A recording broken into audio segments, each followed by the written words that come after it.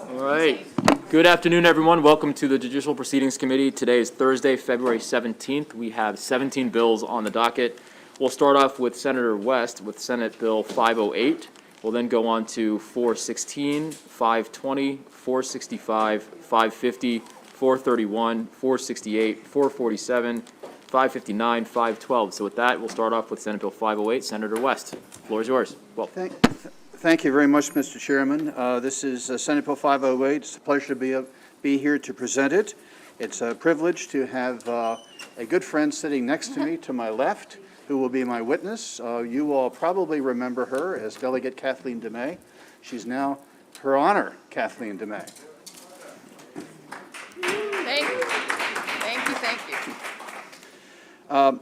Senate Bill 508 alters the circumstances under which a court may appoint a guardian of the person of a minor. Under current law, if neither parent is serving as guardian of an unmarried minor, upon a petition filed by any person interested in the welfare of the minor, and after notice and a hearing, a court may appoint a guardian of the minor. That's all the current law provides. Senate Bill 508 enhances and more carefully defines this policy.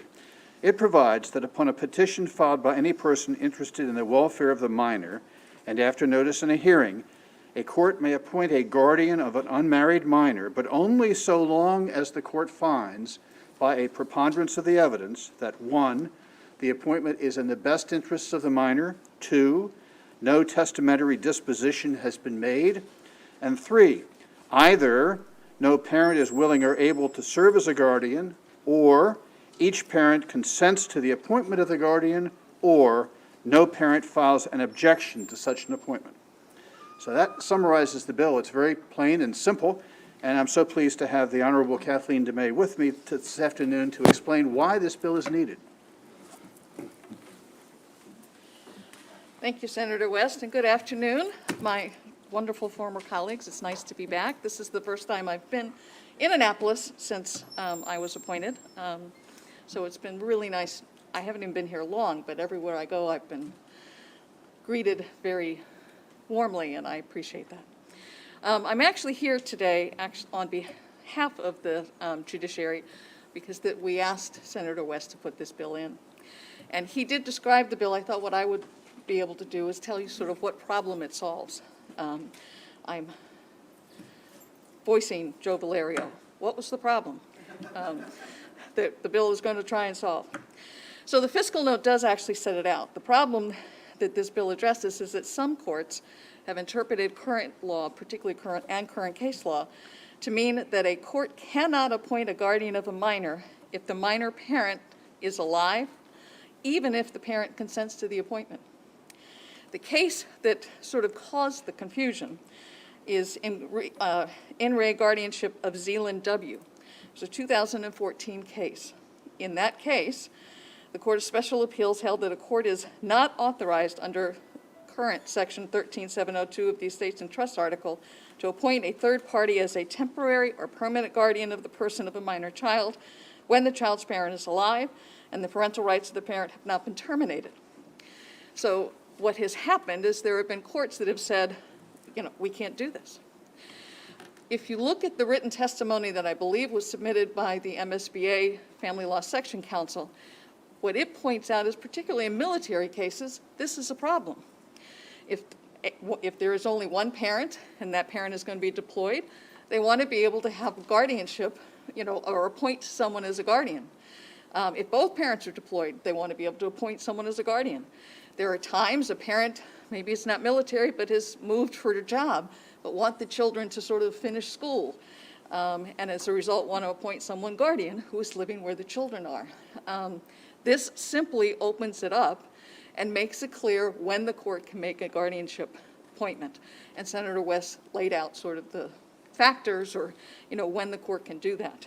The important piece to also understand is the bill specifically says that this does not apply to Title V of the Family Law Article, which has to do with children in need that have been determined to be children in need of assistance, which are SINA cases, or cases where the local agency has taken guardianship of the children. Before that type, if formal guardianship or adoption could be done under that section, Title V, then you certainly need to have a termination of parental rights, but not under this estates and trust provision, which is what the bill clarifies. It's truly just a clarifying bill to make sure that all of the courts in Maryland apply it the same way, because what was happening is there were some jurisdictions that were doing one thing based on that court case and other jurisdictions that were doing what they'd been doing prior to that court case. And this will just level the playing field. So that's what the bill does. And it's delightful to see everyone. Obviously, happy to take questions if there are. Excellent. Well, thank you. It's always good to see you, Judge Thank Dumais, Your Thank Honor. you. It's always, you're a foremost expert in family law matters, and we are lucky to have you still in our midst to help guide us. Thank you very much. Senator Carter. Thank you, Mr. Chair. Judge Dumais, Yeah. I just wanted to say that. Well, thank you. I still haven't gotten used to it. Somebody told me that's my new first name, and I was like, just weird. But thank you. Since I have your attention, I guess I'll ask a question. Okay. So you said that it's been applied unevenly. How often does it actually come up? Is it a common thing or kind of a rare thing? Is this, Somewhere in the middle. I wouldn't say it comes up often, but, certainly, as set out in the testimony from the individual from Family Law Section Council, and I believe you would also, if you didn't get it yet, you will, receive written testimony from a Major Brian Schmidt, who is the Judge Advocate General for the U.S. Army Reserve, supporting the bill.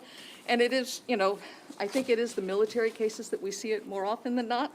But I have certainly had cases where a client moved for a job, and eventually the children are going to go there, but are staying in that location to finish the school year or 2 school years, or whatever the case may be. But to have a guardian in the jurisdiction, often a grandparent, although it doesn't have to be able to make the decisions for the child while the parent is not local. That's always nice. Okay, All right, with that, thank you very much. all right, thank you. It's Your very Honor. nice to see everybody. Take Likewise. care. Good to see you. And with that, that'll conclude the hearing for Senate Bill 508, and we'll now move on to Senator Edwards. Welcome to JPR. Sorry, hold on. What? I'm sorry. Do we have another witness? We've got a few. Brian Schmidt. Oh, sorry, is Brian Schmidt can come up, Van Doan, and Angela Grau. My apologies, jumped the gun on that.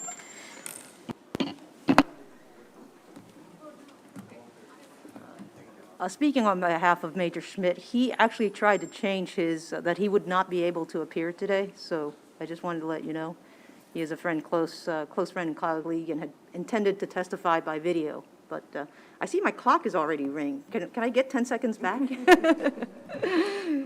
Good afternoon, Chairman Smith, Vice Chair Walt Stryker, and members of the committee. My name is Von Doan. I've been practicing family law for over 20 years and have represented families throughout the state of Maryland. The ability to appoint a guardian is possibly more important to the residents of Maryland because of our diverse population and military bases, which makes long-term absences more likely due to deployment and employment abroad.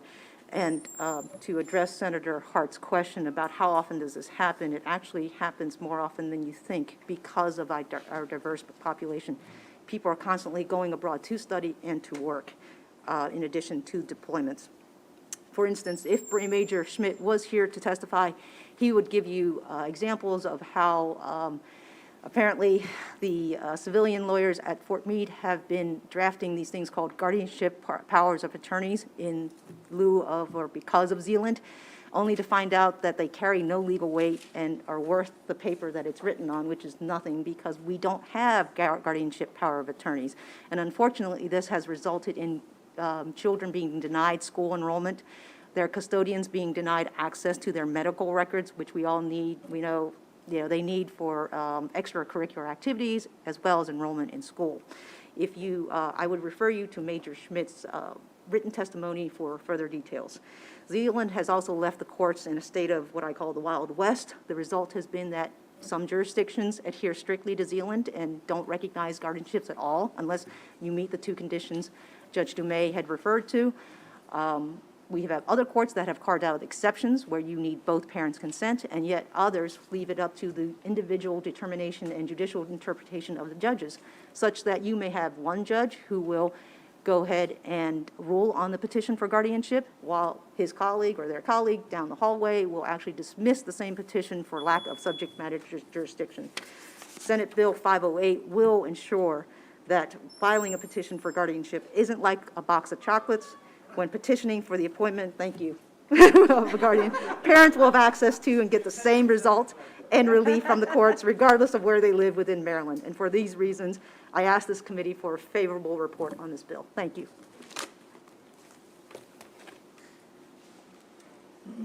Good afternoon, Mr. Chairman and members of the committee. My name is Angela Grau, and I'm an attorney, and for the last 21 or so years of my career, my practice is focused primarily on the area of guardianships.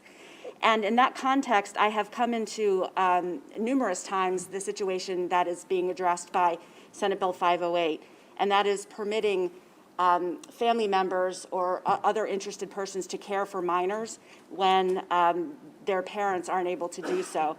I wholeheartedly concur with my colleagues' assessments of the Wild West atmosphere in the court system right now in the application of the In re Zealand case.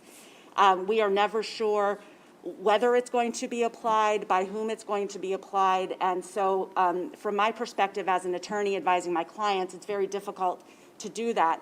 And in fact, I just, if you'll indulge me to offer an example that I think drives the issue home and the needed resolution by Senate Bill 508, I recall very clearly meeting with a set of grandparents a number of years ago after the In re Zealand case was released. Their daughter had recently passed away, and they were in physical custody of their daughter's 2 minor children. The children's father was absent. I believe it was a substance abuse issue or a mental health issue, but he was absent from the children's lives, and they came to me seeking guardianship for their minor grandchildren so that they could give them consistency in their life, in their schooling, in their medical care, because these kids had lived with them for a number of years before their mother had passed away. And I had to tell them, I can't get you guardianship, or I can try, and we can file the petition, and depending on the county and the judge and the day on which we appear before the court, I may be able to have you appoint a guardian for your minor children, but I can offer you no guarantees. And that's a significant cost to the consumer to have to pursue a guardianship that may or may not be appointed. The amendments to Estates and Trust 13702 would rectify that, and I would wholeheartedly support the favorable resolution of Senate Bill 508. Thank you very much for your time. Excellent. Thank you very much. All right, with that, that will really conclude the testimony and the hearing for Senate Bill 508. Thank you all very much. Thank you, Senator West, and the panelists. Now we'll move on to Senator Edwards with Senate Bill 416. Welcome. Accompanied by Delegate Parrott. Welcome to JPR. Thank you, Mr. Chairman, Mr. Vice Chairman, ladies and gentlemen of the committee. For the record, Senator Edwards, District 1. Here to present Senate Bill 416, Vehicle Laws, Driving in the Right-Hand Lanes, Interstate Highways, and Rural Areas. I'll briefly say something, if it's okay. Delegate Parrott, who's done a lot of research on this, chime in. Some of you might think this bill isn't needed, but if you look at the statistics, it is needed. It deals with driving in the left-hand lane and not keeping up with traffic, which causes a lot of problems in certain areas. Now, rural areas are defined somewhere in the law as what areas of the state are considered rural. Interstate highways are defined in the law as to what is an interstate highway. And this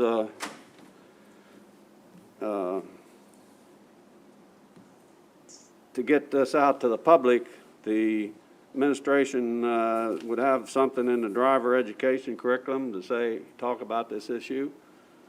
And also they would put up signs, different parts of the state, to let people know this. If you've done any traveling, particularly out through the Midwest, more to the west, in certain states they have speed limit, and then others will have minimum speed. that you gotta keep ahead of or they can pull you over. My travels back and forth, which is a good distance in this state. I can remember one occasion where someone did get pulled over for driving in the left-hand lane, not keeping up with traffic. And this carries a misdemeanor or $500 maximum fine. And my staff used to live in Ohio, and she said, yeah, in Ohio they had something similar to this, and they did pull people over and fine them for not keeping up with traffic, driving in the left-hand lane. You know, about 6 years ago, Mr. Chairman, we changed the speed limit to 70 miles an hour in certain parts of the state based on the approval of state highway and others as to whether it would fit in the road mechanism as it is. And I asked state police and state highway, they come to my subcommittee at least 3 years in a row after we raised it, and I said, has this caused, because everybody said it's going to cause more accidents. I said, has this caused more traffic accidents? And their answer was no. And they went on to say, actually, people that drive slower cause more accidents in these situations. So I'm saying they probably know what they're talking about. And you've probably come up on that. If you're going 70 miles an hour and you want to get over someone going 40 or 50, I mean, you got to really pay attention to what's going on. So I think it basically would be a safety issue. I have another issue. I don't know, you don't have too many mountains down here. But we have a couple roads in my neck of the woods where we have what's called a climbing lane. So if you're going up the hill, you got 2 lanes. Coming down the hill, you got 1 lane. And you'll have a lot of people staying in that left-hand lane going up the hill when they should be in the right-hand lane. Because they hold up traffic. You don't know where to try to go around them on the right, whether they're going to swerve over or not. This is similar to that. I think this would be a good bill. There's a lot of education in here that to get out to public so they know what's aware. So I'd be happy to answer any questions, Mr. Chairman. And if not, I can maybe turn it over to my colleague, Delegate Parrott, to say a few words. Excellent. So we'll take Delegate Parrott and then we'll open it up for questions. I see Senator Sidnor has a question, so we'll go to Senator Sidnor after Delegate Parrott finishes his presentation. Thank you, Senator Smith and the committee. It's my pleasure to be here this afternoon. Thank you, Senator Edwards, for presenting the bill. It's Senate Bill 416, and really all this bill does to existing law is it says that we're going to teach people when they get their driver's education that they need to stay to the right if they're driving slower. And we're also going to have some signs on the rural interstates. That's really all this bill does. So, but why do we need this education? It increases driver safety. It leads to less fatalities on our roadways. And it keeps the slow drivers out of the fast lane so we have more efficient traffic. When you have slow drivers in the fast lane or in all the lanes, you guys might remember in the early 80s, on I-95, they had the state police would go 55 miles an hour in all 4 or 5 lanes of I-95. And when they showed us that picture at night, there were miles and miles of backup on I-95. But that's the kind of situation that happens when you have people who are driving at or below the speed limit in the left lane. And it causes aggressive behavior. People are weaving in around and they don't know where to pass. Instead of being uniform, passing on the left, sometimes they weave 3 lanes over to the right and come back. It increases aggressive driving that's less safe when we don't follow courtesy, which is the slower drivers would keep to the right. And again, this bill, all it does is say, let's educate people that that's really what they should be doing, and that's existing law.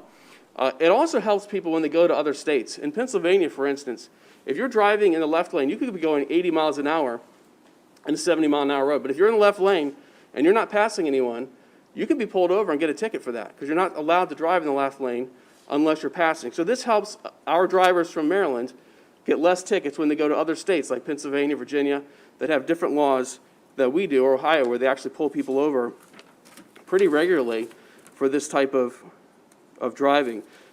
And so this would just help us become more courteous drivers. And of course, it's only to be focused on the rural areas, and there are a lot of mountainous terrains where it would be especially beneficial. So with that, I would yield to questions to the Senator, to myself. Thank you very much. And how you doing, Delegate Parrott? Great. I remember this bill. In fact, I know you've been working on it for some time because when the first iteration of it cost a lot of It did. stuff over in the House. You remember, right? This bill's totally different than that bill. But that's this is where my question comes, because I remember talking to you about this bill for the past few years, and my remembrance of this bill was just as you said, but then when I was listening to Senator Edwards and then looking at the fiscal note, it says a violation is a misdemeanor subject to a maximum fine of $500. But Yeah, I so- don't see that.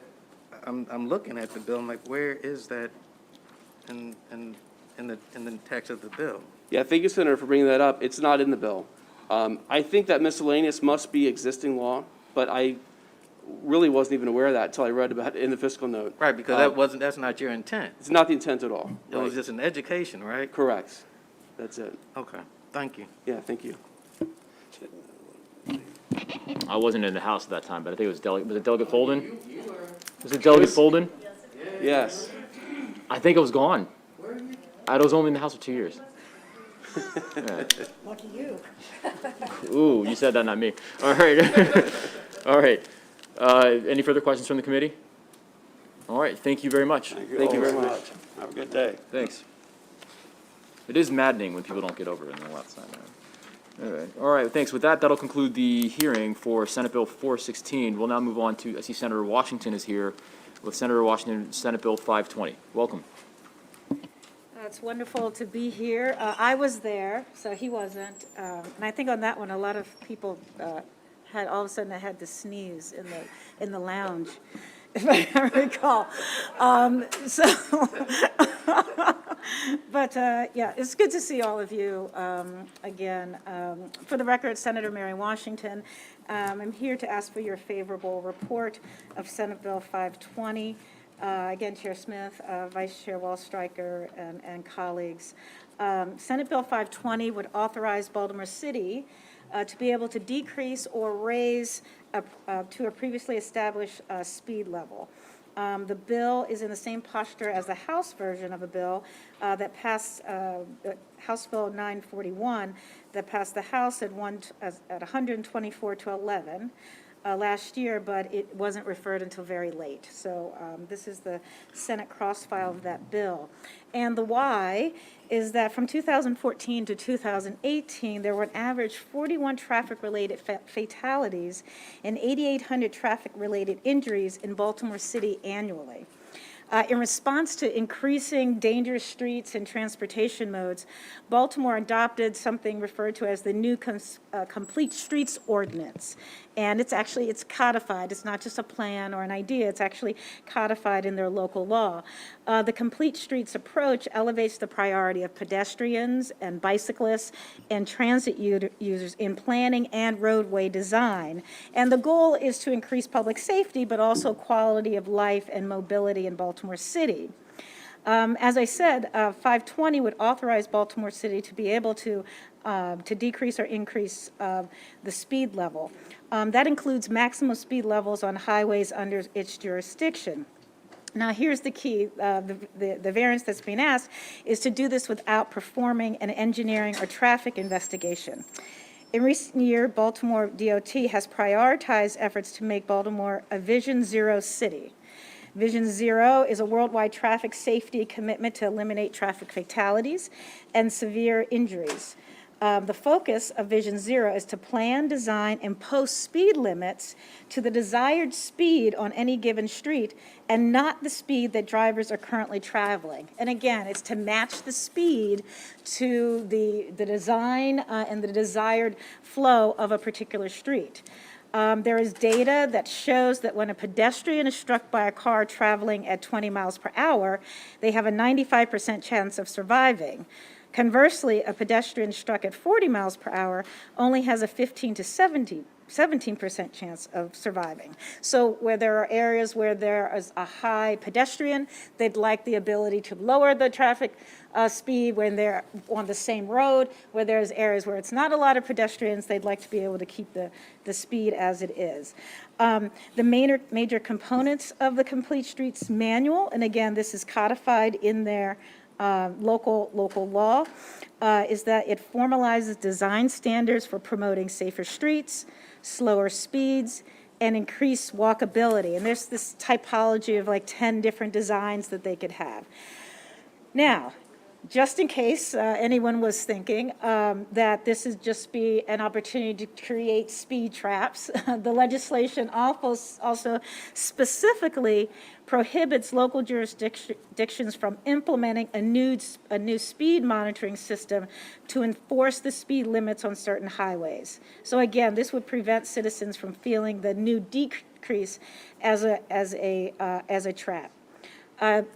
Just like any urban area, transportation revitalization is key to Baltimore's future. SB 520 is a part of that. I'd like to thank the mayor's office and City Councilman Ryan Dorsey for asking me to put forward this bill for them, and also the Department of Transportation and all our partners.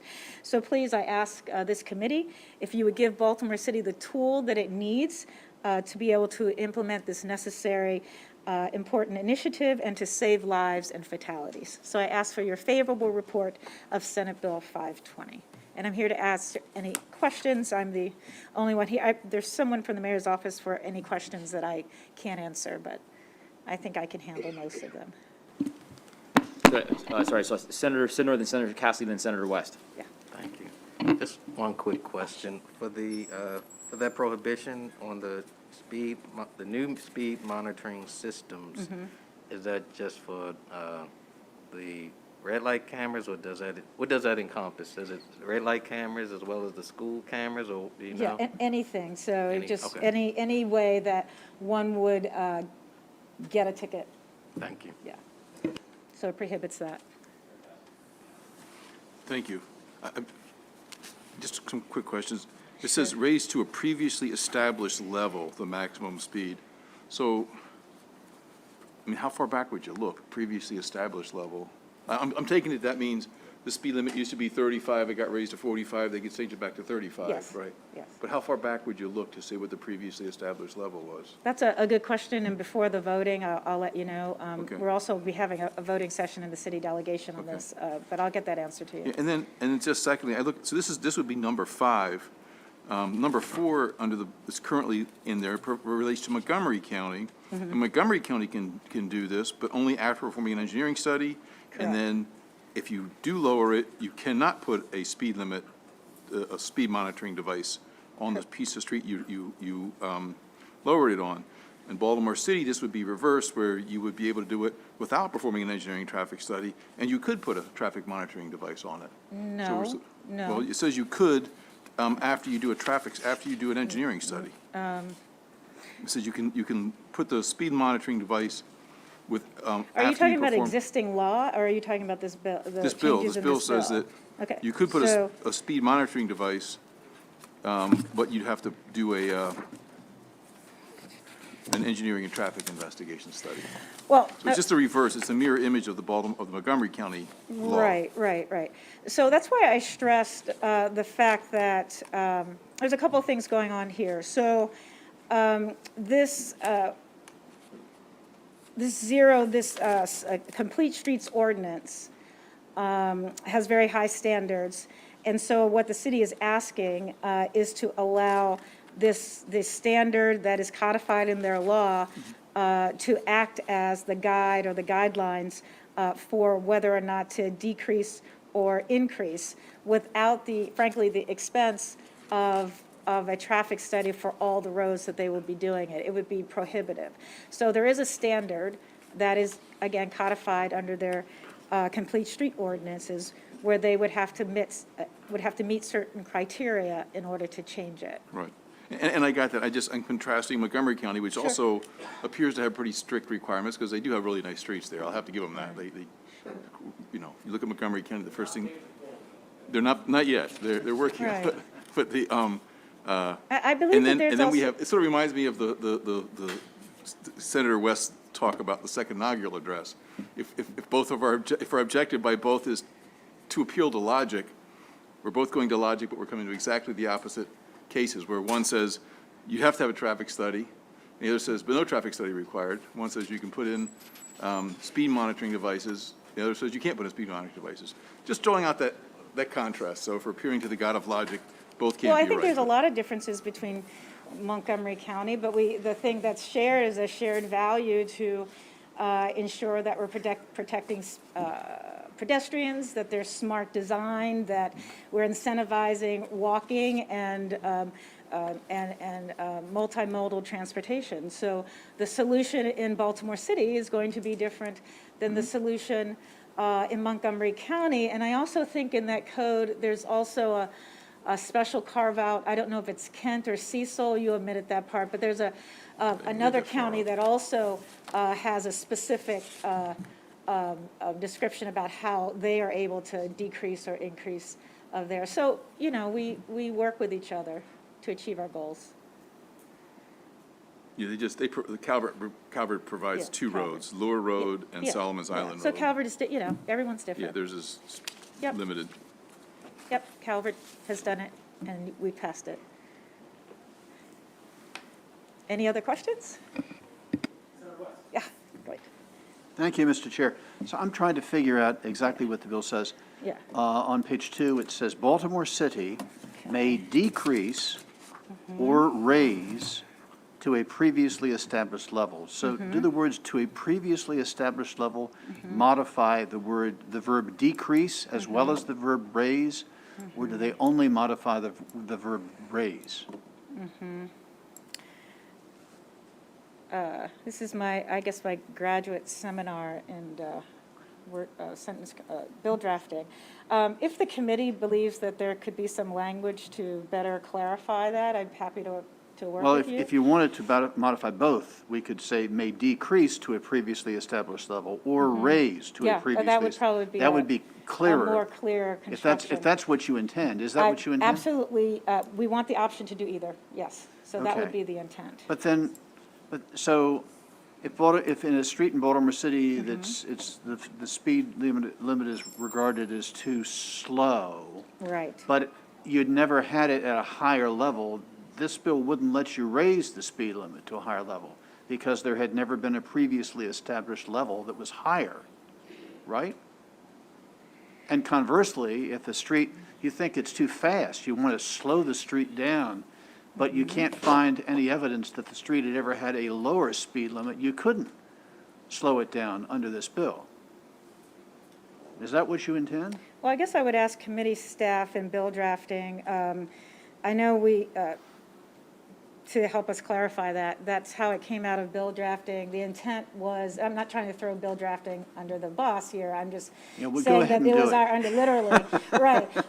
But our understanding is that as drafted, it would allow both of those options. But again, with your keen eye, if we need to amend it to further clarify the intent.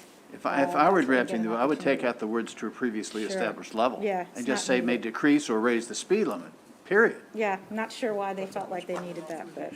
Okay.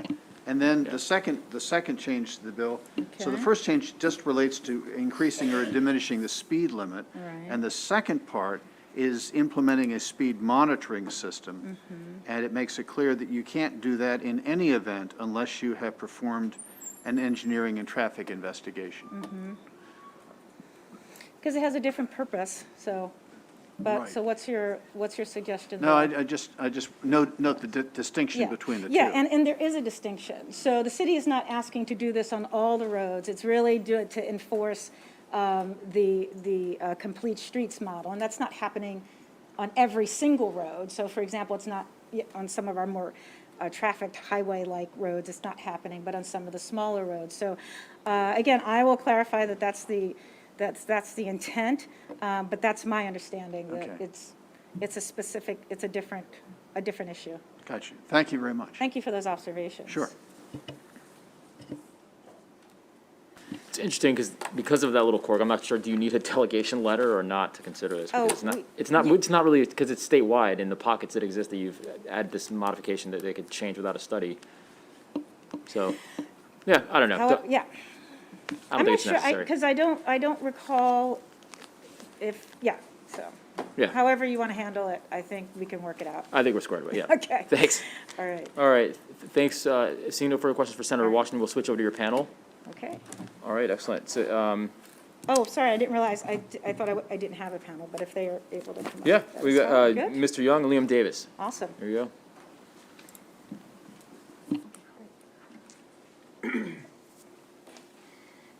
Thank you, Mr. Chair, and I would like to thank Senator Washington for doing a great job explaining the legislation, for really standing as a strong advocate for the citizens of Baltimore and for Baltimore City DOT and getting this legislation moved forward. So I'm Liam Davis. I'm the Legislative Affairs Manager for Baltimore City Department of Transportation. And I just wanted to echo on behalf of the Baltimore City Administration our support for Senate Bill 520.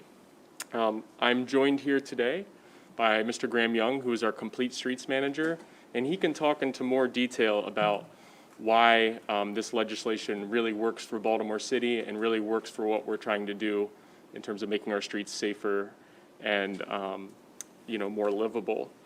There were a number of questions that I heard, and I think we can clear that up from our side at DOT.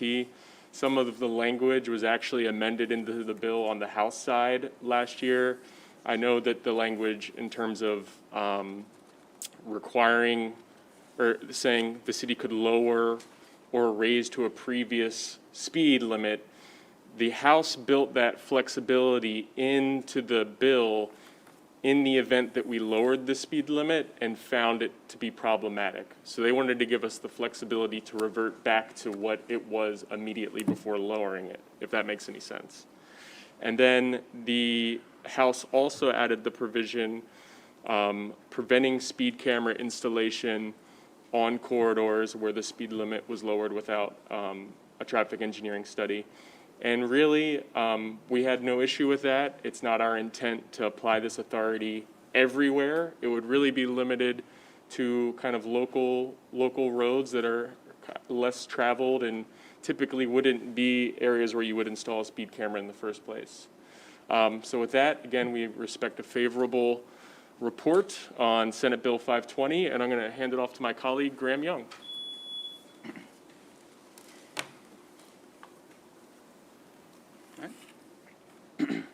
Afternoon, everyone. My name is Graham Young. I'm the Complete Streets Manager for Baltimore City's DOT. So I wanted to emphasize that this is basically the same bill that authorized Calvert County, specifically Solomon's Island, to lower the speed limits on their island without an engineering study. And that's every street south of Lohr Road. It's not just Lohr Road. So I wanted to compare the two just to start. So Solomon's Island, they have narrow streets. They have historic streets. There's lots of bars, big events, people walking and biking, and a lack of engineering resources. Baltimore City pretty much checks all those boxes. The population is different, sure. The land use is different, yes.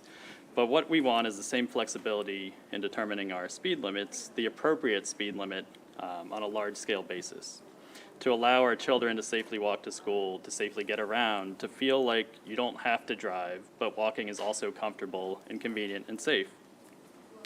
So this is not an arbitrary process that we have set up. The city, as Senator Washington mentioned, has an adopted Complete Streets Manual that's codified in law that recommends speed limits based on street types. These speed limits are based on best practices for cities. What is the safe speed for a street of this land use, of this character? And then based on the appropriate speed for that street type, this bill would allow us to set the streets to those speeds. So this is really about setting the appropriate speed limit, a traffic engineering study, the definition of which is it's not codified in law. So a traffic engineering study is actually open to interpretation. And I think this bill would sort of ease that requirement, because what we see as a traffic engineering study is following the guidance in our Complete Streets Manual that's based on best practices. Thank you for your time, and I ask for a favorable report on this bill.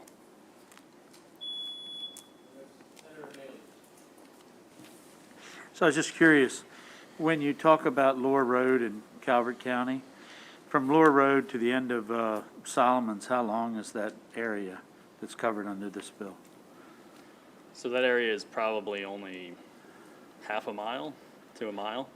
Right, it's a very short distance that's Yep. covered under that scenario, and most of the pedestrians there, I mean, in the weekends, you can't even hardly drive a car through there. How long is the area that we're looking at in Baltimore City? It's 90 square miles. Wait a minute, what did you say? It's 90 square miles. So we're comparing a half a mile in that justification to 90 square miles? In this case, because that is a safe pedestrian environment and that was their goal, yes, we want the same as an area that is that small. And good afternoon. Mr. Davis, I know when you were testifying, you had talked about speed cameras, but I want to make certain that I'm understanding and hearing from you all. It says a new speed monitoring system. Are we talking, so what's the prohibition, just to be clear? Yeah, it's for, we would not be able to put a speed camera on a corridor or on a street, on a highway where if we were to lower the speed limit without a traffic engineering study, we would not be allowed with this legislation to install a speed camera there. But red light cameras, you could. Yeah, well, red light cameras okay. can only be, they're kind of limited to signalized intersections. All right. But this legislation from, maybe I'm misunderstanding, but this is for highways. So when we're talking about highways, we're talking about, what, any streets in Baltimore City? So and we've discussed this with our law department in the city. Highways is kind of an all-encompassing term. So pretty much any street in the city is technically a highway under the state definition. Right, so this is for any streets in Baltimore City. Yes, and I think our complete streets manager could talk a little bit about what typology would be most appropriate and where it might not be appropriate. I think a street everyone here is very familiar with is York Road. You probably wouldn't apply this authority on York Road, but maybe some of the side streets that are lower traffic volumes, that's where you kind of apply this authority to say, a car really shouldn't be driving 20 miles per hour or more than 20 miles per hour on this local street. Is that right, Graham? So our intent would be to not have this, we would not if we were to change a speed on a access-controlled highway, like I-83, Maryland 295, we would require an engineering study. The intent is not to change speed limits on what we consider highways. Highways is just a definition here for all-encompassing streets, roads, highways. So if someone were to offer that change, just for clarification, that would not be problematic? No. Okay. Thank you. So that's a quick question. I'm somewhat agnostic on the bill, but I just wondering, just to MDOT, they give us a letter of information, and just wondering about why wouldn't you want an engineering study performed before you do these things, apart from just streamlining the process? It just seems like it would be, you'd want that information, you'd want to understand every aspect of safety and, efficiency. So I'll go through an example. In our Complete Streets Manual, it says, if you have a road that is so narrow that you only have a single travel lane and you have parking on both sides, residential, the appropriate speed limit is 15 miles an hour. Not 25 as they're posted today, but 15. So there's hundreds of these streets in Baltimore City. And people may or may not be going the 15 miles an hour. If you go by industry practice for a traffic engineering study to set a speed limit, one of the major factors you look at is what's called the 85th percentile speed, or the speed at which 85% of the drivers are driving at or below. So you may go to each one of those, hundreds of streets that are like that, and find that, well, some are going 25, some are going 15, but as a city, what we want to be able to do is say, this street is narrow, it's residential, it should be 15 miles an hour posted speed limit. And this bill would allow us to do those sort of wide-scale changes without going to each individual street, measuring speeds, and in some case, going against the recommendations of a traffic engineering study that could say, oh, you should post at 25, which we know to be not the safe speed on that street.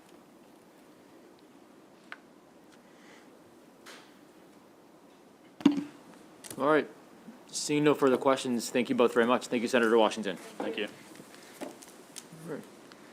Next, so that'll conclude the hearing for Senate Bill 520. We'll now hear from Senator Carter. Which one do you want to take first? You want to take 465 or 550? Excellent. Okay. Senator Carter with Senate Bill 465.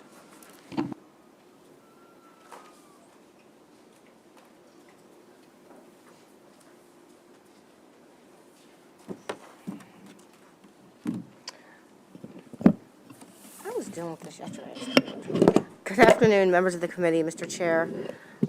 Senate Bill, well, first let me bring up my panel if they're here. I have listed as lead proponent Doyle Neiman, Christine Dufour, and Elizabeth Hilliard. So if any of you are here, please come up. With that, I'll proceed.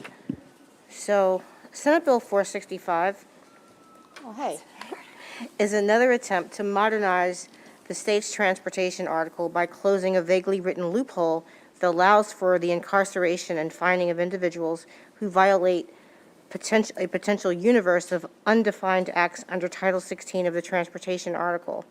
I should say that it's another attempt to modernize and give the acknowledgement to Delegate David Moon, who has been working with me over the last number of years on a myriad of these efforts.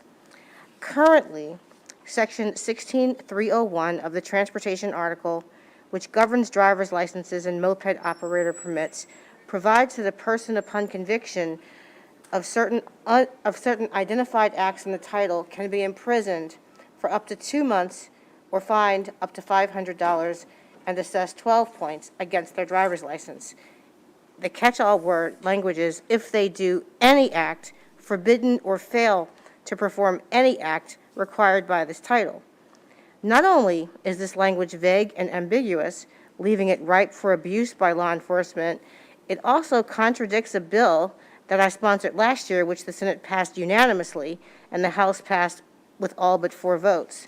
Senate Bill 20, enacted in May 2021, explicitly eliminated imprisonment and fines for individuals convicted of displaying a canceled, revoked, or suspended license. But this catch-all provision, which allows for the arrest, prosecution, imprisonment, and fining of an act or omission that violates the title, effectively acts as a loophole in current law and is still being enforced. According to the fiscal note, there were 1,882 charged violations of this provision in fiscal year 2021. However, only one of these nearly 2,000 charged violations, or 0.0005%, ended in a guilty disposition. Further, according to the MVA, there were only 112 convictions on record over a period of 45 years from 1977 through 2021. Senate Bill 465 closes a vague loophole and removes the requirement that persons charged with violating this provision appear in court to defend themselves, which can be costly in both money and time. This is a common sense bill that builds on what we did last year, and it will have a negligible impact on fine revenue. As such, I would ask for a favorable report. Thank you. Excellent. Thank you, Senator Carter. Ms. Hilliard. Yes, thank you. Can I just do it from here? You guys need me at the podium? Hi, good afternoon, Chair, members of the committee. Thank you. Elizabeth Hilliard here on behalf of the Maryland Office of the Public Defender. I'm sort of standing in for Christine Dufour, who was unable to make it today. We urge a favorable report on Senate Bill 465 for the reasons that Senator Carter articulated. Essentially, it aligns with previous efforts by this legislature to remove unnecessary and, unfortunately, sometimes subject to abuse, vague provisions that predominantly actually affect persons in and driving through Queen Anne's County. As Senator Carter pointed out, there has been one conviction in the last year. This is an unnecessary provision that we don't see as important to enforce traffic safety or any other public safety purposes, and it also currently subjects someone who fails to appear when charged with the provision to failure to appear warrants, the possibility of being held without bond, and the significant 12-point penalty on their license. Because this provision just does not make any sense, it's too vague, and it encompasses just far more than it needs to, we urge a favorable report of repealing the provision and closing the loophole that currently exists by it. Thank you.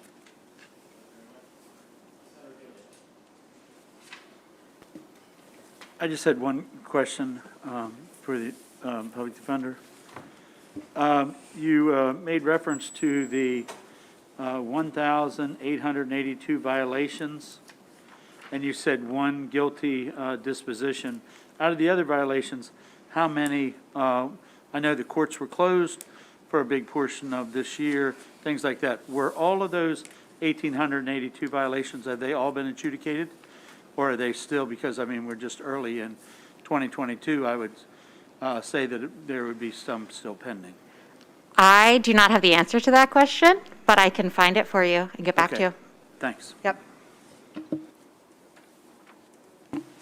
All right, seeing no further questions from the committee, thank you, Senator Carter. Thank you, Ms. Hilliard. And that'll conclude the hearing for Senate Bill 465. We'll now move on to Senator Carter, Senate Bill 550. Thank you. Thanks again. I'd call up, if they're here, Jamie Alexander, Janae Tyler, or Malcolm Ruff, or may not be here. I didn't see them in the room. But at any rate, I'll begin. So this bill, Chairman Smith, members of the committee, I'm introducing Senate Bill 550, a bill intended to confront extreme safety risk some Marylanders face when incarcerated. This bill changes the intake process in Maryland's carceral facilities, requiring that intake staff ask the gender identity, pronouns, and honorifics of individuals at the onset of incarceration. In so doing, we can reduce safety risks for LGBTQ+ individuals through appropriate housing. Federal data reveals that members of this community, particularly transgender women, encounter extremely high rates of violence and sexual abuse while incarcerated, especially when housed in facilities that do not match their gender identity. During incarceration, 40% of transgender women experience harassment and violence.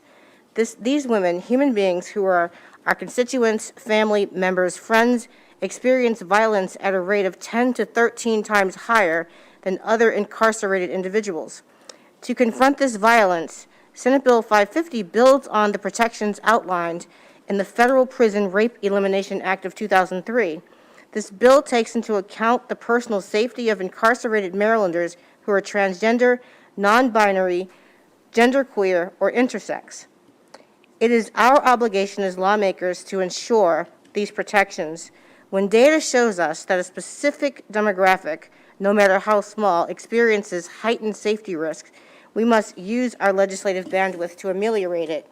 The number of individuals this legislation affects in Maryland is estimated to be between 30 and 40 at any given time. A sentence of incarceration should not run concurrent with a sentence of preventable violence or sexual violation. When advocates from across the state appear in front of this body to tell us of this grave problem that they are facing, it is our responsibility to do what we can to fix it legislatively. The safety of every single Marylander is our responsibility, and for this reason, I would urge a favorable report on Senate Bill 550. Thank you. Thank you very much, Senator Carter. And with that, we'll turn to your panelists. So we'll start off next. Thank you. If you could, is it possible to come to the podium if that's, and if you have your device? Hello. Thank you, Senators of JPR. My name is Jamie Grace Alexander. I'm the policy coordinator at Free State Justice. And thank you, Senator Carter, for your sponsorship of this bill. Do you believe that transgender women are real? Because the problems that our community is facing are real, and I am real. The solutions lay before you in SB 550. This bill addresses 3 topics: intake, non-discrimination, and the safety of inmate housing assignments. Senator Carter covered a lot of the things that I have written down in my testimony, but I just wanted to uplift that this is an ask directly coming from community that has faced repeated sexual and physical violence while incarcerated, and this bill would create ways to address that and prevent it. So as of 2020, not one of the 28 transgender inmates in Maryland has been assigned to gender-affirming housing. It doesn't matter what type of trans person they are or where they are in their transition. Without a sturdy non-discrimination policy in place, even people who have undergone sex reassignment surgery can be housed against their sex. Even when an agency procedurally recognizes an inmate as transgender, by housing them according to their birth sex, they're passively giving inmates and staff leeway to misgender and dead-name trans individuals. What's more, those statistics about violence shared by Senator Carter about transgender women facing 10 to 13 times higher, 10 to 13 times higher,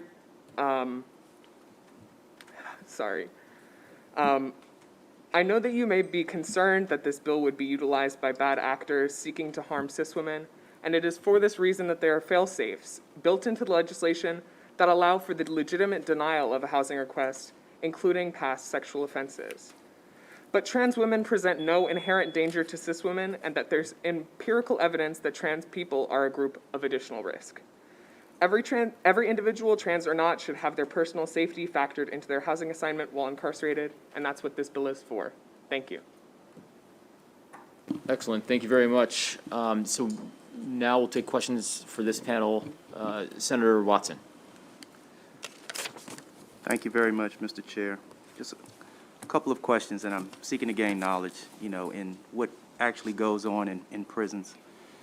So this bill is really not so much about transgender, it's about preference and what you identify it as. Yes. Is that correct? There are 3 parts to the bill, but the largest part deals with housing assignment. But that's based on preference. In other words, during intake, I can tell you what preference I have, and that should be given consideration where I'm placed. Is that right? Yes. Okay. And so, is it fair to say a female who identifies as male in a male prison is where the violence comes from? Is where the violence comes from. Can you rephrase your question? So I don't know what the term is, transgender, whatever it is, but if you have a female who identifies as male and they get arrested and go through intake, are they going to a male prison or male population or female population? So to your earlier point, it's a system about requesting where you are housed. So that would give them the ability to say, I feel I would be safest in this condition or in Y condition. And it would be on the agency to accept or deny that request on a basis that doesn't have to do with their anatomy or sexuality. Right. So why wouldn't anybody who got arrested take the preference that they want to go and be housed with females, just for protection? Well, like I said earlier, transgender women would not want to be, I would say most transgender women would not want to be housed with men because of an additional risk of sexual and physical violence that they face in that population. There are mitigating factors that are currently in place, but certainly not enough that we've seen a lot of incidents of physical violence, especially in Baltimore City detention centers, against transgender women. No, I got it. I'm trying to get past the transgender part because the bill speaks to preference. Yes. It doesn't matter if you're transgender or not. It's a preference. And so if I get arrested and I prefer to be housed in female population, what stops me from being able to do that because I think I'll be safer in a female population than going into Gen Pop with a bunch of men? Because it's a requesting process. So you would submit a request, and if that request was denied on a legitimate basis, then other than, the anatomy that you have. Does an inmate who is incarcerated have the ability while incarcerated to request a gender change? This bill isn't looking to decide like who is or is not trans. It's more about the safety of the inmate. And No, I understand. I saw somewhere in the bill that if an inmate, I'll have to find a little bit later, if an inmate decided while they were incarcerated that they wanted to undergo a sex change, there's nothing stopping that. Is that fair? certainly, like, someone can decide that they're You don't trans know at where I'm any talking time. about in the bill? No, I was, Okay, well, let me just keep going then. But this bill doesn't, currently, if I'm incarcerated and I want to change my gender, that wouldn't be paid for by the Department of Corrections, correct? The bill doesn't have anything to do with that, no. that's what I was looking at you for. Okay. There's also a part in here that talks about how a person is referred to, honorifics, respect, those types of things. In a prison, I come from the military, so pardon the question, but in the military, it doesn't matter if you're male or female, you're a soldier, all right? So if you're in a male prison, why wouldn't, correctional officers refer to everybody as fellas? Or if you're in a female prison, ladies, or generically as inmates? Where do the personal pronouns come in? Can you give me an example of that? Well, certainly. If you're in that population, right? I don't understand the personal pronoun piece. It's not necessarily about how everyone is being referred to, but how people are specifically referred to. Like, personal gender pronouns are referred to people as individuals. So, saying, when a person says that they would like to be referred to as she, then they would be referred to as she. I don't think that it makes any sort of change about using gender inclusive language for general prison population. Does that make sense and answer your question? So there's nothing that would restrict a correctional officer from calling you an inmate? No. Okay, all right. Let me see if I had another question on that. I think that covers it. Thank you very much. Sure.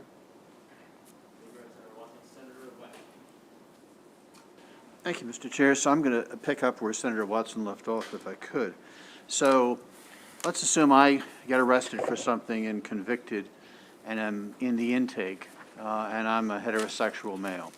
But I perceive that I would be safer in the female prison than if I were to be consigned to a male prison because of all the stuff I've written about the awful things that happen in male prisons. And I would be safer. So suppose I sat there and told them that my gender identity is female. Would I be, under the circumstances, entitled to be assigned to a female prison rather than a male prison? So this bill doesn't specify how the department would evaluate whether someone is trans or not.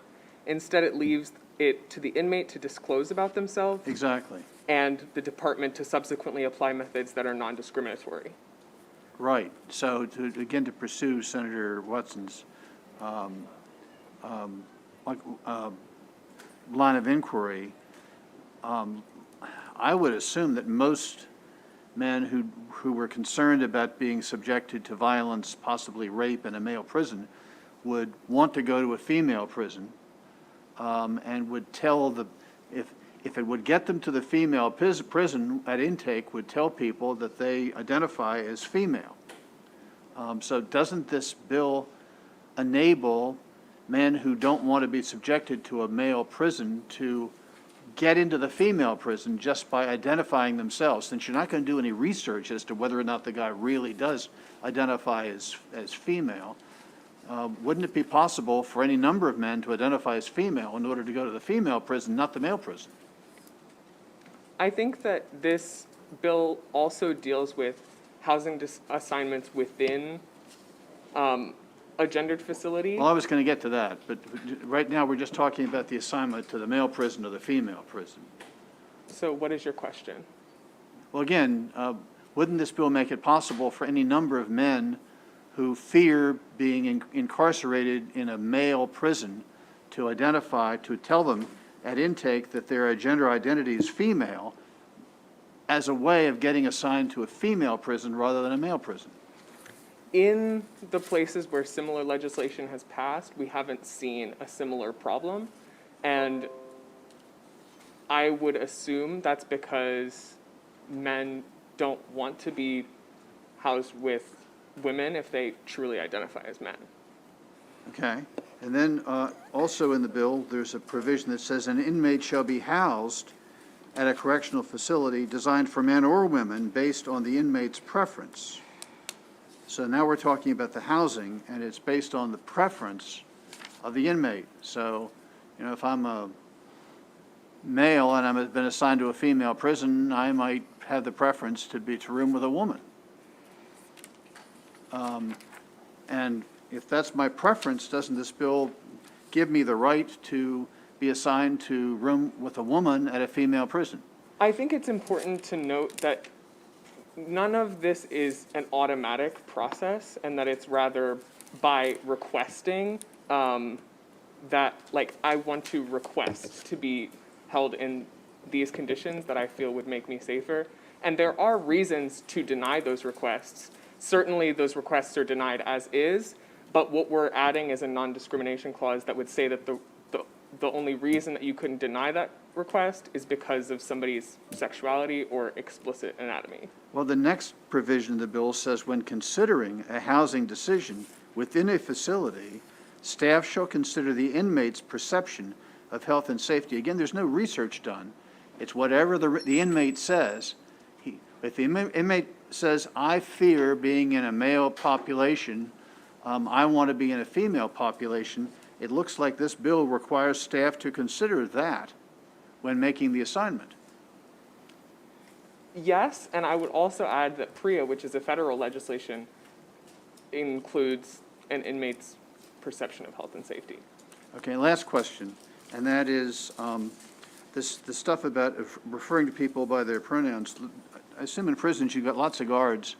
What happens if a guard can't remember whether a particular person wants to be identified as he, she, they, I don't know all the other ones, and gets it wrong? Is there any penalty that the guard suffers from getting it wrong? Currently, under the bill, there's no penalty for a guard who would misgender someone, but that's not the situation that we're trying to avoid. We're trying to avoid deliberate misgendering, where someone doesn't see somebody as the way that they've been told that they want to be seen. Okay, all right, thanks.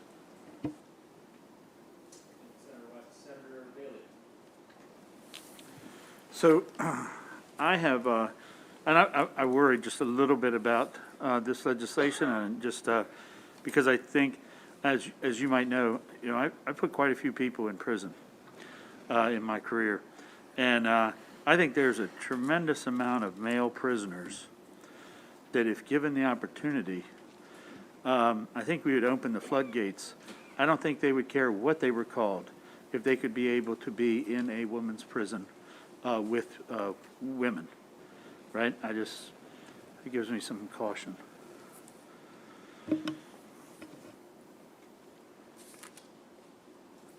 That may have been, isn't that so? But do you want to respond at all, or?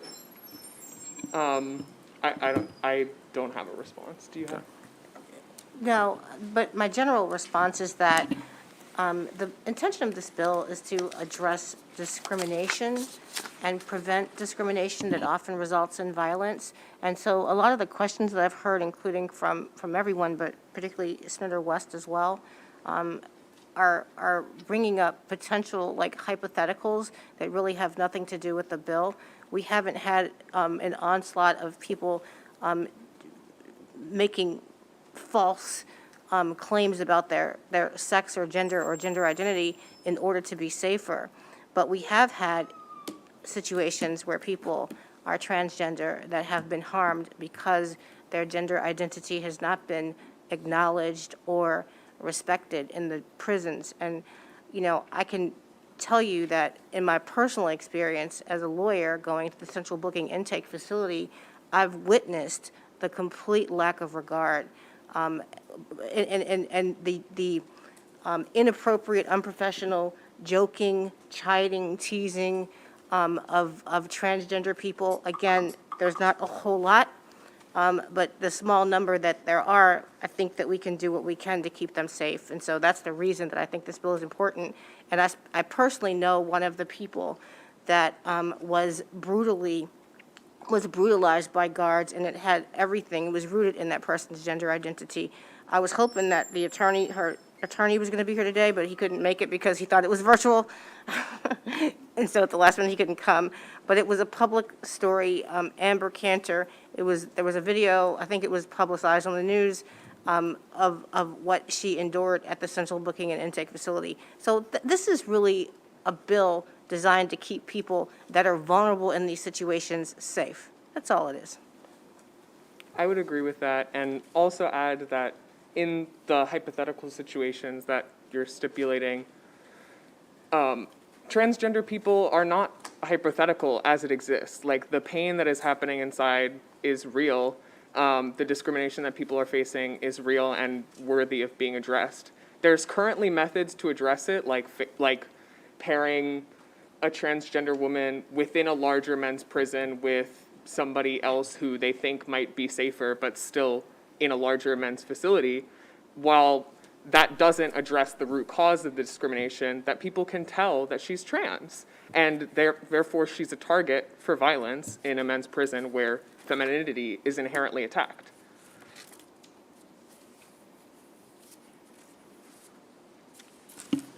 I appreciate it. Thank you very much.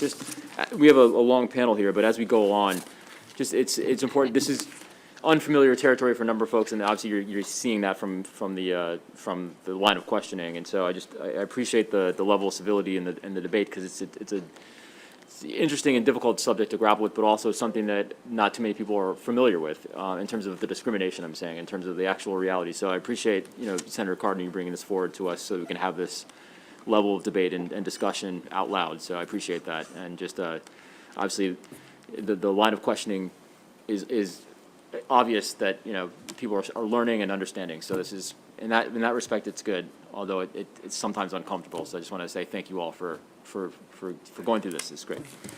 Okay, thank you very much, Senator Carter and Jamie. All right, next we'll go with Elizabeth Hilliard, and we'll go to Jessica Emerson, and then we'll switch over to the opponents of the bill.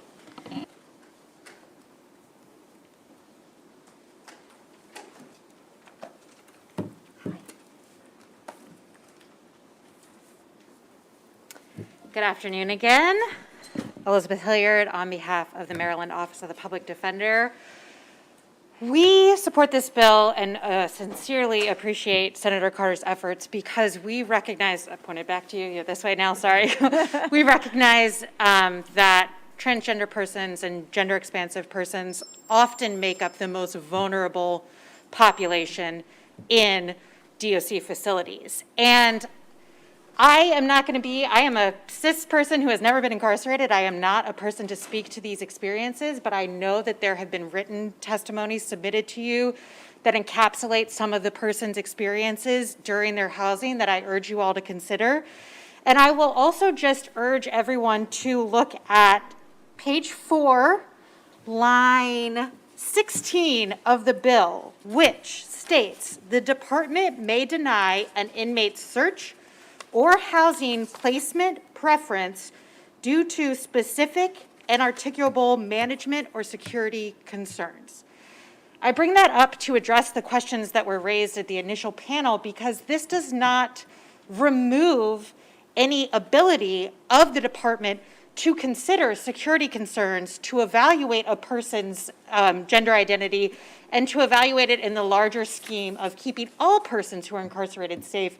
Rather, it encourages DOC to understand or try to understand and respect someone's identity in their evaluation of their housing, search preferences, and other programming and other needs that may be met. Again, it's permissive. It's a procedural vehicle to permit non-discriminatory practices and encourage non-discriminatory practices, but not prohibit an overarching safety and security evaluation. For these reasons, we urge a favorable report on Senate Bill 550. Thank you. Wow, people. This is weird. Sorry, I didn't expect that. Good afternoon, Mr. Chair, Mr. Vice Chair, members of the committee. My name is Jessica Emerson, and I direct the Human Trafficking Prevention Project at the University of Baltimore School of Law. I am also here in support of Senate Bill 550. I am also a cisgender woman who has never been incarcerated, but I do bring the message of one of the Human Trafficking Prevention Project's current clients, Ms. D, who has experienced and witnessed unconscionably disparate treatment while being incarcerated. Ms. D witnessed correctional officers displaying blatant disregard for the safety of transgender and gender nonconforming detainees, including instances where officers actually unlocked and opened prison doors to purposefully allow non-transgender inmates to assault transgender individuals. She's also had to cope with the tragedy of learning that friends from the trans community died in Maryland prisons, often followed by little or no information regarding their cause of death. Ms. D spoke to us and said that the current system plays games with transgender people's lives, and we should not have to go through what we go through outside jail just to lose our lives in jail. While those who oppose this bill disingenuously capitalize on decades-old transphobic tropes of transgender people as sexual offenders and deviants, the reality is, and the data proves, that transgender people are far more commonly the victim of sexual violence while incarcerated than the perpetrator. Ms. D's story is not at all uncommon. The experiences of trans and gender nonconforming people as they cycle through the criminal legal system is deeply and tragically unjust, and often results in these individuals losing any sense of trust or faith in the systems or actors with whom they interact. While no single piece of legislation can undo this injustice or oppression, codifying non-discrimination and trans-inclusive intake and housing policies at least begins the conversation. For these reasons, the Human Trafficking Prevention Project supports Senate Bill 550 and respectfully urges a favorable report. Thank you. All right, thank you very much. All right, looking to the committee for additional questions. Seeing none, thank you both very much. All right, that will complete the testimony for the proponents of the bill. And now we'll switch over to the opponents. We'll hear from Casey Mills and Jennifer Chavez.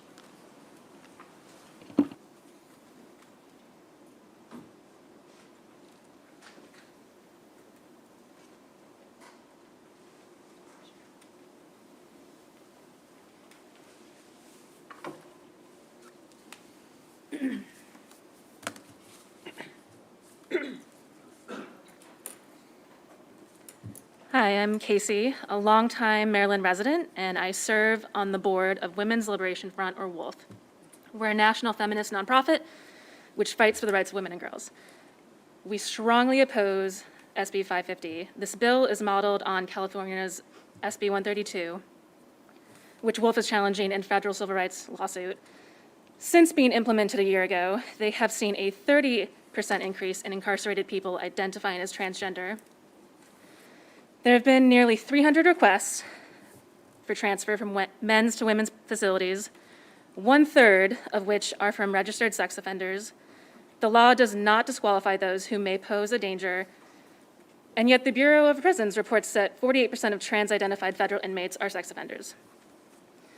Men who transfer are also not required to take hormones or have surgery, although a long-term study shows that makes no difference in male patterns of criminality. Over 90% of them retain their penises.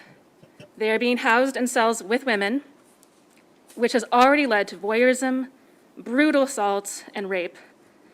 These are men who molested and murdered children and beat their male cellmates to death. Condoms and birth control are being distributed, and women are being counseled on options if they get pregnant. As a lesbian, the thought of being incarcerated with men makes chills run down my spine. And under this bill, they can transfer even if they don't claim to have a female gender identity, and can choose an identity at any time, even while incarcerated, and there are no fail-safes or criteria to decide who has a legitimate identity. Identifying as non-binary, gender fluid, or transgender does not change your biological sex.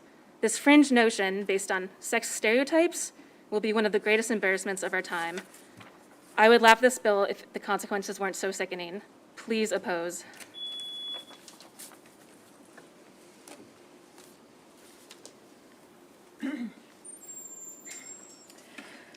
Good afternoon. Thank you for the chance to testify. My name is Jennifer Chavez, and I've lived in Maryland for 13 years. I oppose SB 550 because it allows any incarcerated male access to vulnerable female incarcerated women simply by claiming that he self-identifies as a woman or non-binary, no matter what crime he committed. Gender identity is completely subjective and therefore unfalsifiable, but being female is a hard reality. Females on average are smaller and substantially weaker than males. Only females can become pregnant through rape. A large majority of incarcerated women are already carrying trauma from physical or abuse in the past, and a greater percentage of women are carrying that trauma than men. Over 42% of incarcerated women are lesbian or bisexual, and these women are already 10 times more likely to be sexually victimized within jails. So why would anyone want to add more danger to their lives? The language in this bill is far from a so-called fail-safe. First of all, it mandates that staff shall consider the inmate's health or safety and even his own subjective, quote, perception of health and safety. The only exception is vaguely worded and completely discretionary for specific and articulable management or security concerns. But this language is practically meaningless because any male should present that kind of concern in a women's facility, but also it's important to know that similar, almost exact language in California has failed to stop convicted murderers and rapists doing lifetime sentences from being transferred into the women's facility. So these are not abstract fears. Women should never be used as human shields. Please return an unfavorable report.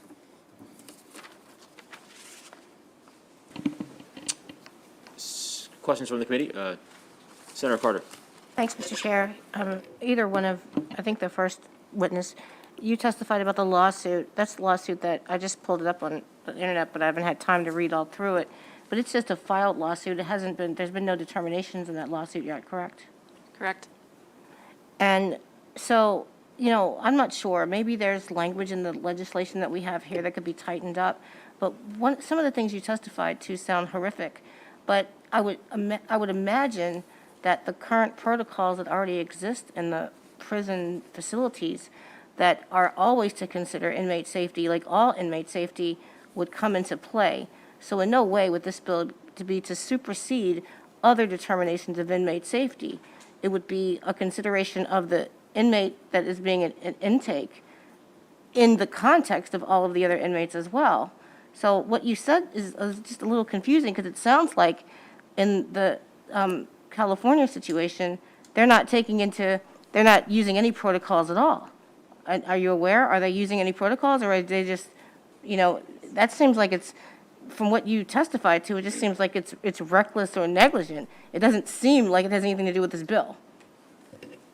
I'd be happy to field that question. I am on the advisory council of the organization that has brought this lawsuit on behalf of incarcerated women in California. And Senator, with respect, I want to emphasize that this bill is worded almost the same as the California bill. It's really not substantially different in any way. It doesn't have any additional safeguards. I want to share with you some of the actual examples of inmates who have made it into the women's facilities under the same language. You know, Anthony Lipsy, serving life for murder. Asking is, are there any protocols that are being used at the facility at all? I already said maybe there's language here that be tightened up.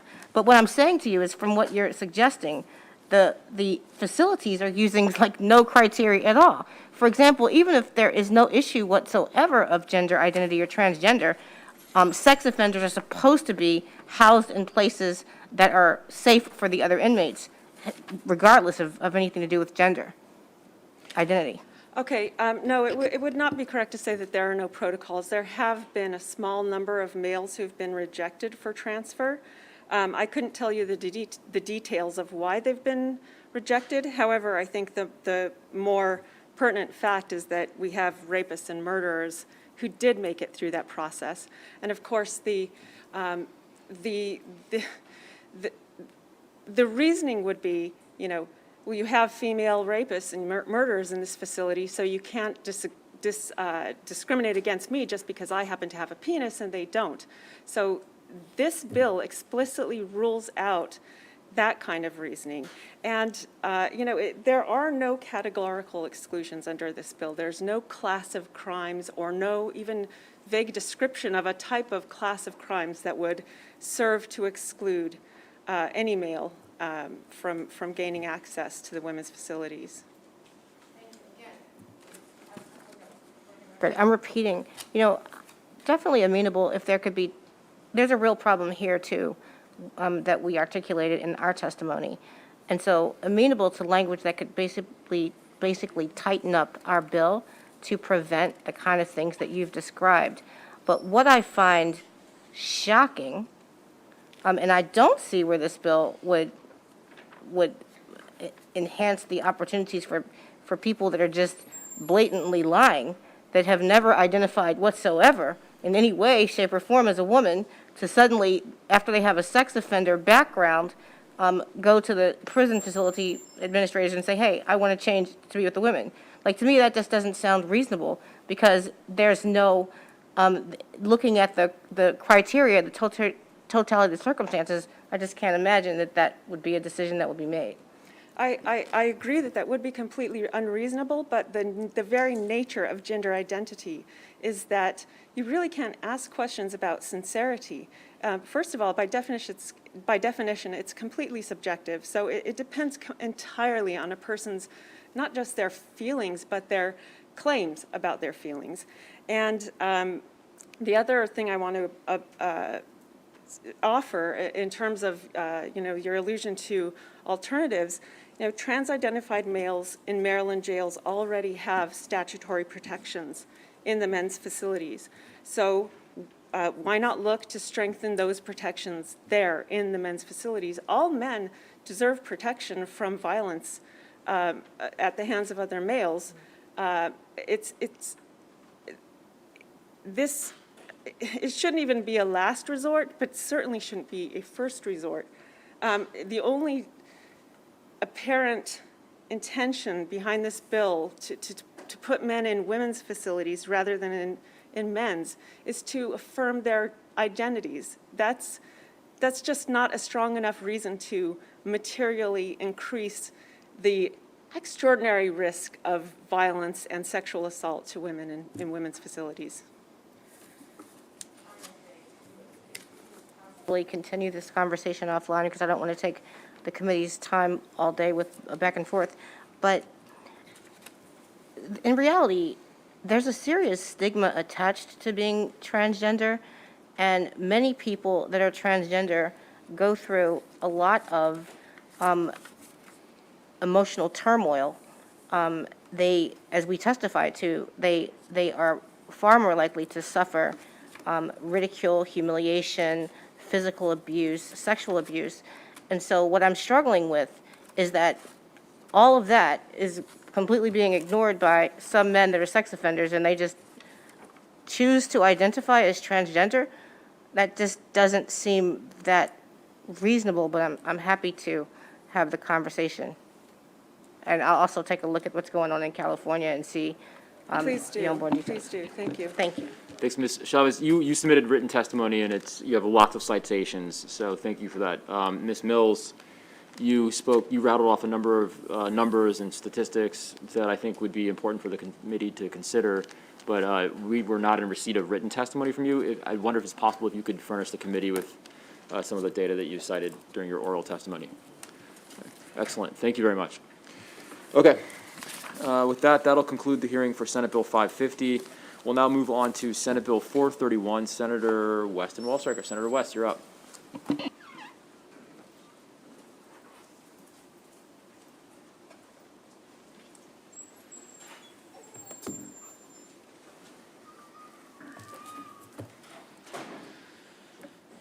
Chairman Smith and members of the committee, it's a pleasure to be here this afternoon to introduce Senate Bill 431.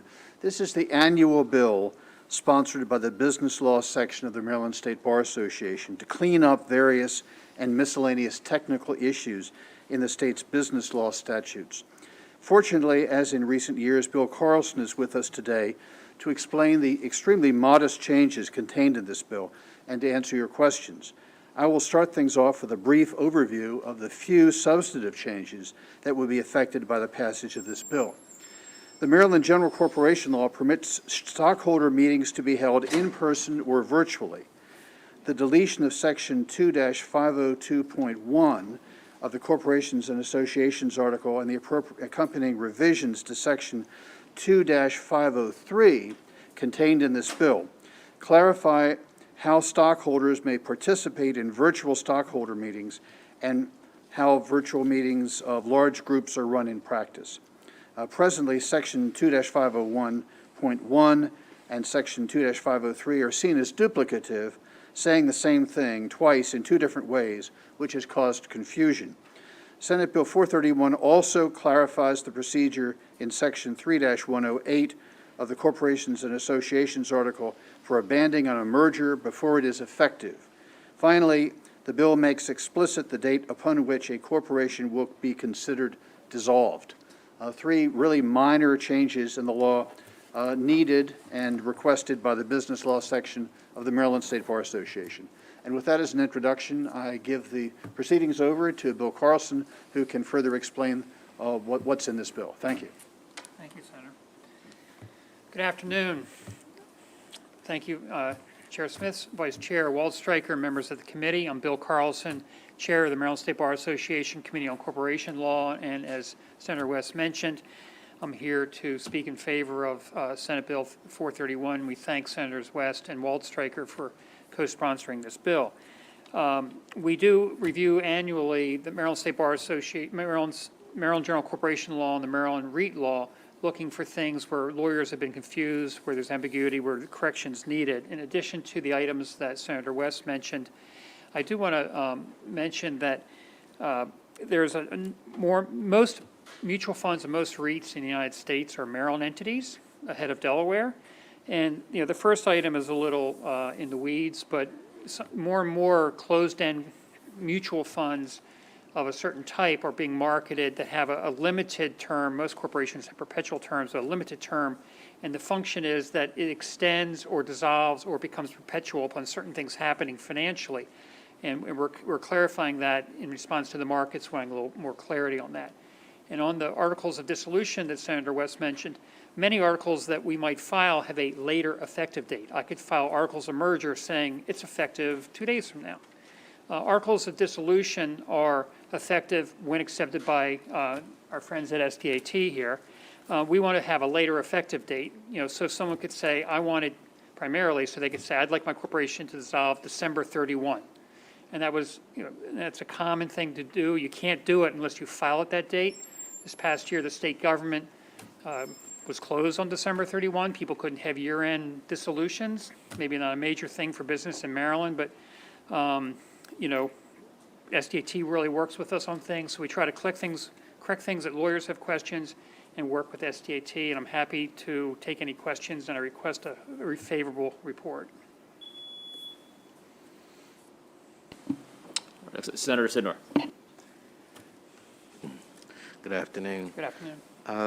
The modifications being made with regards, I think you said, was it the electronic meetings? Is that what you said? Well, The virtual meetings, yes. Virtual, right. Oh, it's virtual stockholder meetings, not just board meetings? So this is just about virtual stockholder meetings, not virtual meetings, period? It's, no. The change is only about virtual stockholder meetings. When one has a virtual board meeting, the requirement under the law, which does not change, is that all directors have to be able to talk at one time. It can be a free-for-all, it can be rude. You know, we've all experienced trying to do virtual meetings, but board meetings, everybody has to be able to speak at one time. In a stockholder meeting, I mean, you can imagine having 1,000 people. So everybody has to hear or read what's going on, but you can't just have 1,000 people speaking. You know, you might have to raise your virtual hand. We've all gone through that kind of drill. So it kind of clarifies that. There have been people saying, well, we have 2 sets of rules. What do they mean? How do you really run a virtual meeting? Some people have asked, I think well, the present law doesn't say that, but, you know, do you have to have 1,000 people talking at the same time, which would be a nightmare? So we kind of clarify the rules matching how things are done on Zoom and Microsoft Teams and all at the present time. Okay, thank you. Thank you. All right, seeing no further questions from the committee, thank you very much. Thank Good you. to see you. All right, and with that, that'll conclude the testimony in the hearing for Senate Bill 431. We'll now move on to Senate Bill 468, Senator West.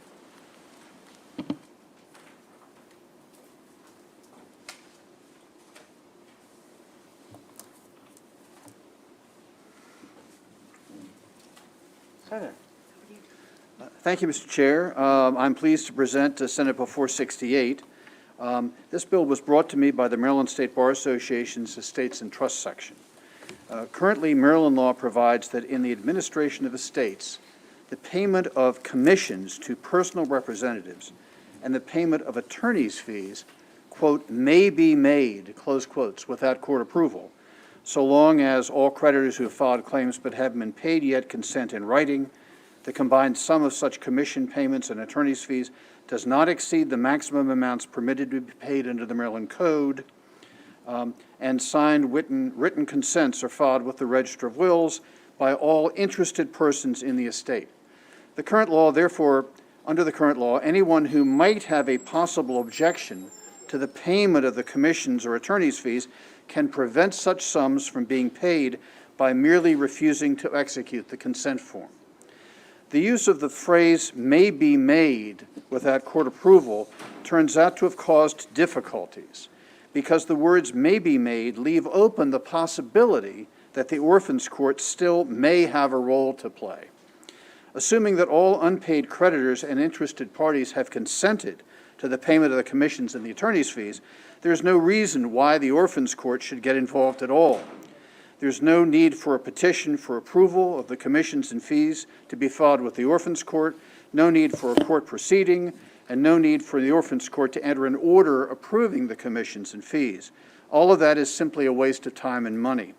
That's why Senate Bill 468 provides that if all of the conditional factors have occurred, the personal representative may pay the attorney's fees. No need to get the Orphans Court involved at all. This eliminates the role of the Orphans Court. To guard against any abuse, the bill also explicitly provides that the payment of fees can only be for legal work rendered prior to the date of the consent of the interested persons.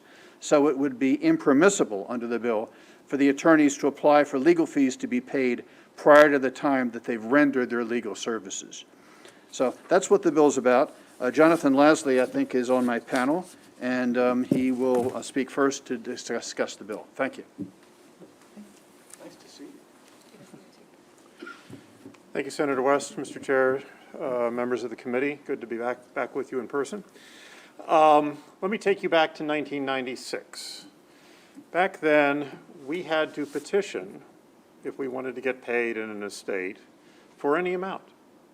If an attorney was being paid, if the personal representative was getting commissions, you had to petition the Orphans Court. That could be several $1,000s worth of work, whether that's borne by the client or by the firm is a different matter of practice. But we had to do that. We had to do that all the time. Back in 1997, you all passed a bill that put the procedure that Senator West outlined in place so that we could streamline the process, do it with the consents of all interested persons. Unfortunately, some judges in orphans courts, with increasing frequency of late, have decided to insert themselves into that process and, in essence, make us have to go defend the consented to fees. And we're basically, if that's allowed to continue, we're going to end up back in the bad old days of having to petition for everything. The bill, as Senator West mentioned, clarifies that the discretion belongs only with the personal representative, not the court. But it does add the anti-abuse provision of preventing people from taking the fees, for example, taking the full amount of commissions and fees on day one of the estate. So you have to actually have done the work in order to get paid unless the consent is filed with the final account when we frequently have prospective tasks that need to be addressed. So is a clarification of existing law. We hope you will pass it with a favorable report. And Chris Hubbard will give you some anecdotal evidence of how this affects people in real life.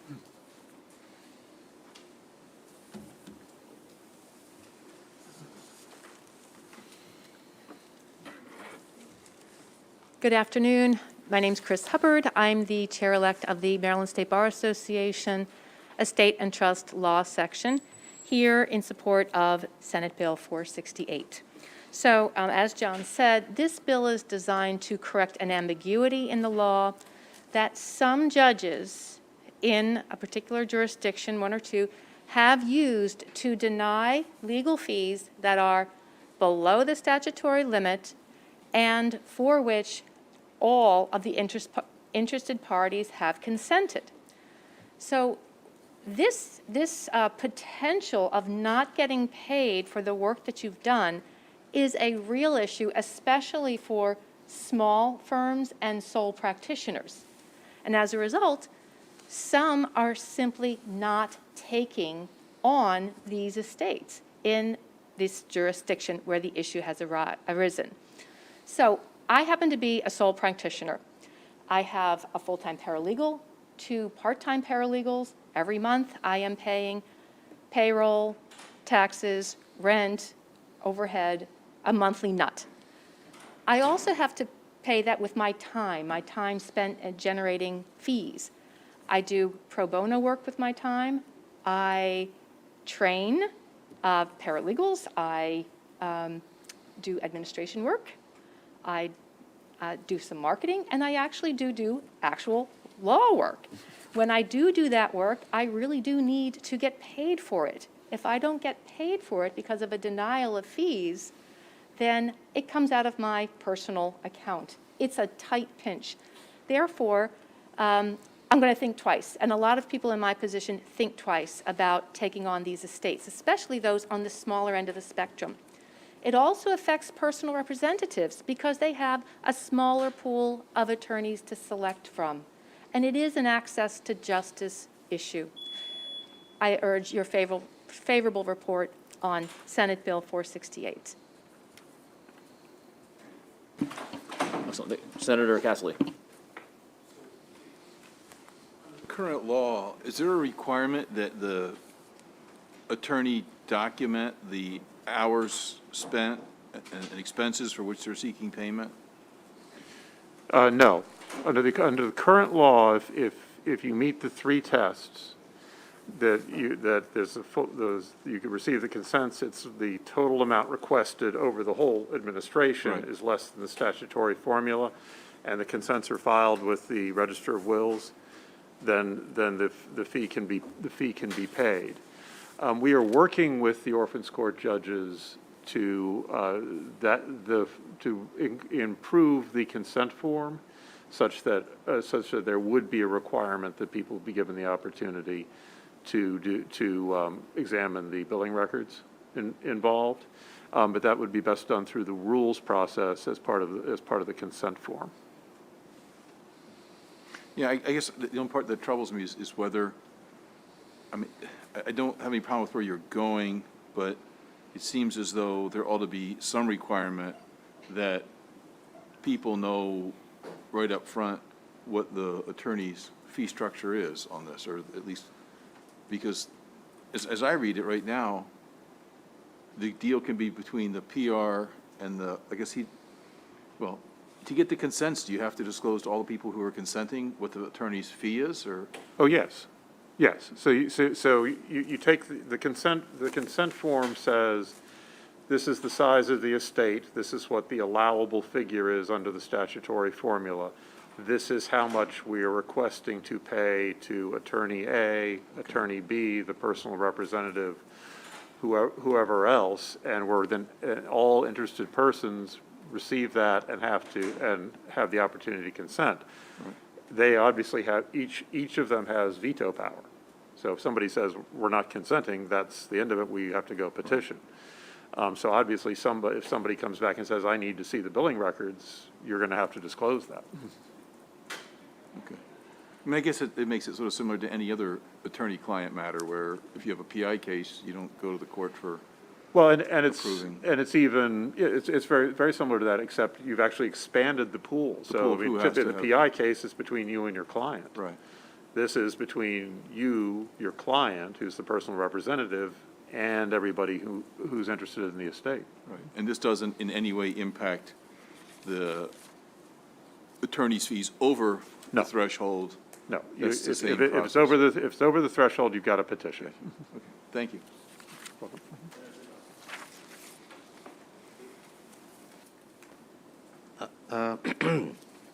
Quick question. And the orphans court judges, some time ago, I remember that in some counties, well, you didn't necessarily have to be attorneys. Does that still hold true? That is correct, yes. Is that, does this underlie the issue? I mean, no one talked about which judges were problematic, but I'm wondering, were these judges that were not attorneys, were they the ones who were maybe interpreting the law in the fashion that you all are talking about? Do I have to answer that, Mr. Chair? I'll take, all right, I got that. We've got to work with these people. No, because what I was, because on the other side of what I was wondering was where the courts were finding issues that they felt that they needed to step in and protect the folk. We have found that some judges do not understand how much it takes to represent an estate. So, you know, they kind of take for granted that it might be a relatively simple, not, you know, uncomplicated matter. So we truly have found that, like you're saying. And sometimes they're attorneys, sometimes they're not. But it is an issue when they truly don't understand how much time it does take to represent the estate. Thank you. Thank you, Mr. Chair. And just to make one thing explicit, if despite the fact that everybody interested in the estate has consented to paying the fees, if you still have to file a petition with the Orphans Court and have a hearing and attend the hearing, et cetera, to get a decree, that increases the attorney's fees, correct? Absolutely. Well, absolutely, yeah. Okay, and which the estate's going to have to pay. I mean, different people practice differently in that, but it's going to cost somebody money, be it the attorney themselves or the estate. Okay, thank you.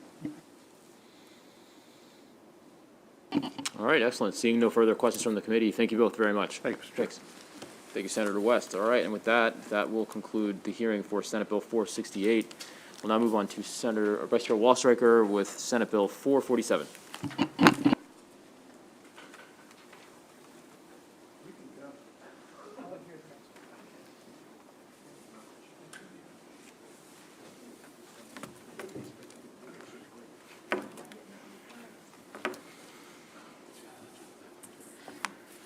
Thank you, Mr. Chairman, members of the committee.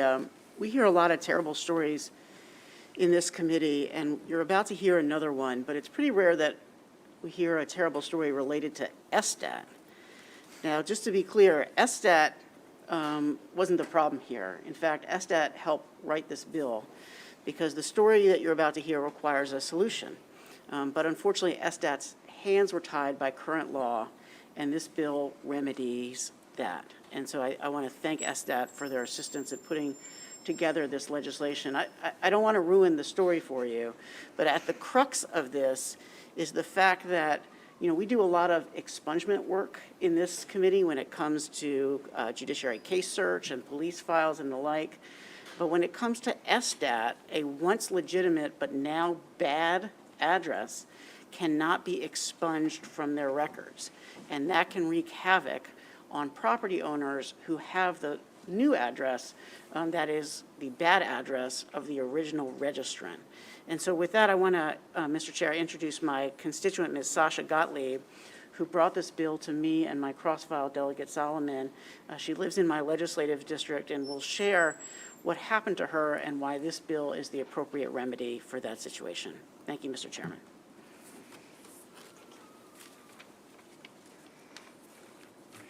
Thank you, Chair Smith and Vice Chair Waldstreicher, and members of the Judicial Proceedings Committee for the opportunity to testify in support of Senate Bill 447, which would enable the owner of a property to alert the Department of Assessments and Taxation that a business has used a property's address incorrectly and authorize SDAT to investigate such claims and remove inaccurate addresses from public records.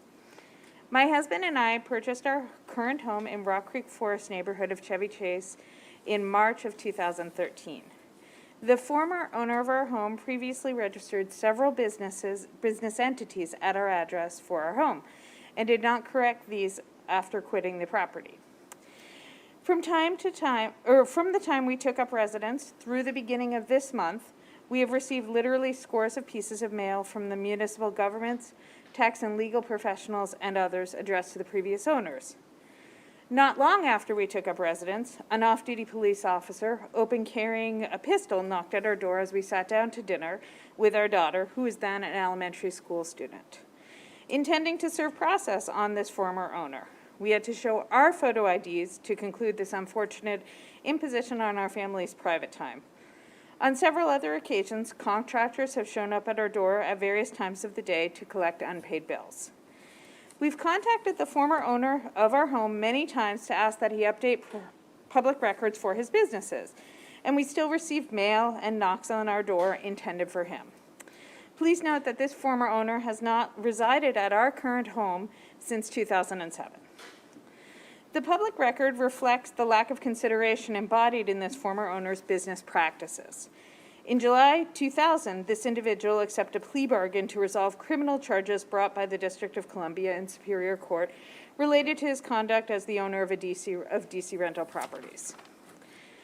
At the committee's request, I would happily share current Maryland state records available on the internet for entities owned by this individual, which continue to list our home as these entities' official address. My husband and I truly appreciate the prompt attention exhibited by the Senator and Delegate Solomon's office and their staff to help with this issue, and we look forward to the committee's reporting out positively on Senate Bill 447 and the bill's swift enactment to ensure accountability on the part of Maryland businesses and protect third parties from the impositions we have experienced. Thank you very much.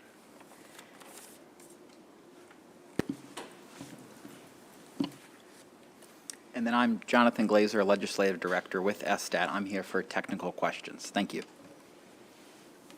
Excellent. All right. Questions from the committee?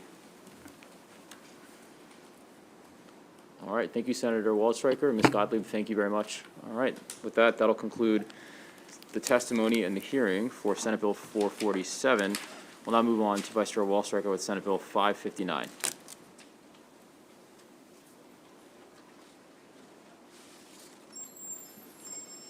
Thank you, Mr. Chairman. Just a quick moment while we allow our witnesses to come up.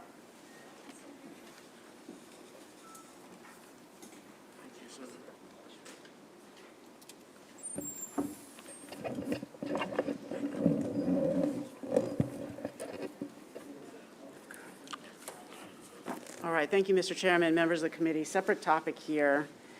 A few of you have had the opportunity to meet my sister, Marcy, maybe at one of my fundraisers or at another event.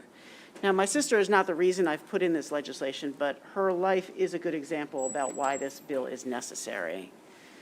My sister is autistic, and she's very kind and generous to allow me explicitly to talk about her and her disability when it comes to public policy in our state. And I've done so before, and she gave me permission to do so today.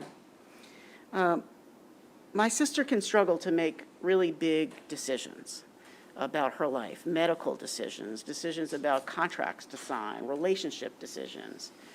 And I wouldn't want her to make those decisions alone, without support, without friends and relatives. To make those decisions alone would put her in physical danger and would put her in financial danger. But the opposite solution, a guardianship, wouldn't be right for her either. It would strip her of her well-earned independence and would offend her sense of dignity as a human being.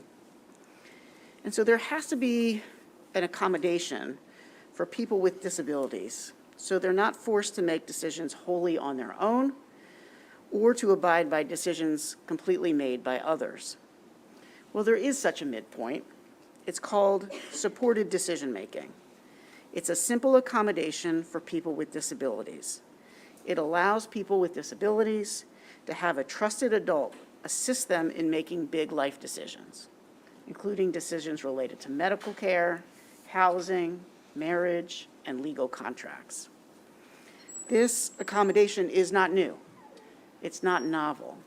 19 states have passed laws allowing for supported decision-making. Red states like Texas, blue states like our neighbors, Delaware, and the District of Columbia. We require accommodations in law all the time. Dogs are not allowed here in this building, but we require that seeing eye dogs be allowed here. We passed a bill recently that required establishments to allow people with Crohn's and other inflammatory bowel diseases to use restrooms, even if the person is not spending any money in that establishment. Supported decision-making is an analogous accommodation. I ask for a favorable report. Thank you very much, Senator Walsh-Stryker. Yes, if you could come up to the podium, that'd be great. Thank you. Absolutely.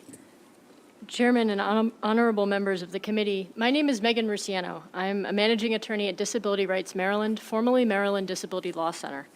The concept of supported decision-making may seem new to you, but what you need to know is this: it's an accommodation, it does not replace existing legal tools, and it's a well-established best practice. This bill does something very simple. It recognizes that some people need accommodations to communicate their decisions. Think about a supporter as an interpreter, someone who helps convey information in a way a person can understand so that they can make their own decisions. It's a reasonable accommodation under the ADA. To take issue with this bill is really to take issue with federal law that requires that people with disabilities receive the accommodations that they need to access services. You might ask then, why do we need this bill? Because people with disabilities continue to have their decisions ignored, and we cannot litigate every case. That's why we need this. It formally recognizes supported decision-making. This bill does not replace existing legal tools. It works in conjunction with them. Guardianship is still a tool in the toolbox, but supported decision-making provides a less restrictive alternative to consider. This bill also doesn't replace powers of attorney. A supporter cannot make decisions for a person like an agent can. Finally, if you are uncertain about supported decision-making, know that it is well vetted. This bill is the result of years of thoughtful discourse and collaboration, and nothing in this bill has not been enacted or introduced in other states. More states pass supported decision-making laws each year. The American Bar Association endorsed supported decision-making in 2017, as has the National Guardianship Association, the U.S. Department of Education, the U.S. Department of Health and Human Services, among others. Supported decision-making is an idea that's not going to go away. It's our reality. And we here in Maryland are behind the times. This is no longer innovative, it is foundational. Maryland can either be a state that recognizes that people with disabilities should have the support they need, or we can be a state that is comfortable with allowing them to experience discrimination. I think we are the former, and as such, I ask you to give this bill a favorable report. Thank you. Chairman Smith, members of the committee, my name is Matthew Rice. I'm the Director of Public Policy for the ARC Maryland. The ARC Maryland is the largest statewide advocacy organization advocating for the rights of individuals with intellectual and/or developmental disabilities. We're here to testify in strong support of the supported decision-making legislation because this is a civil rights issue for many people with disabilities. Like Senator Walsh-Stryker, I have a brother on the autism spectrum who may need some supports in the future to make those all-important life choices that you take for granted. we as a family would not want to strip his legal rights from him. And we know that guardianship is still a tool in the toolbox. It's still an option, but people with disabilities want the right to have designated supporters because we feel that everybody needs support somewhere down the line. And the reality is, this is what you would want for yourself if you were in our position. You would want the right to get married. You would want the right to vote. You would want all of those things. But you may need some help to make those choices. And if you live long enough, you will definitely need help. So ask yourself what you would want.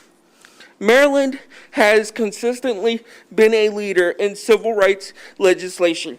I had the honor of working with Senator Waldstreicher to eliminate sub-minimum wage in the state of Maryland through the Ken Capone Equal Employment Act. So the time for supported decision-making is here, and I ask for a favorable report.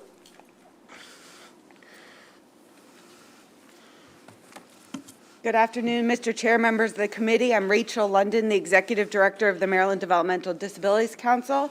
I am also the chair of the Developmental Disabilities Coalition, 5 statewide organizations, both here in support, strong support.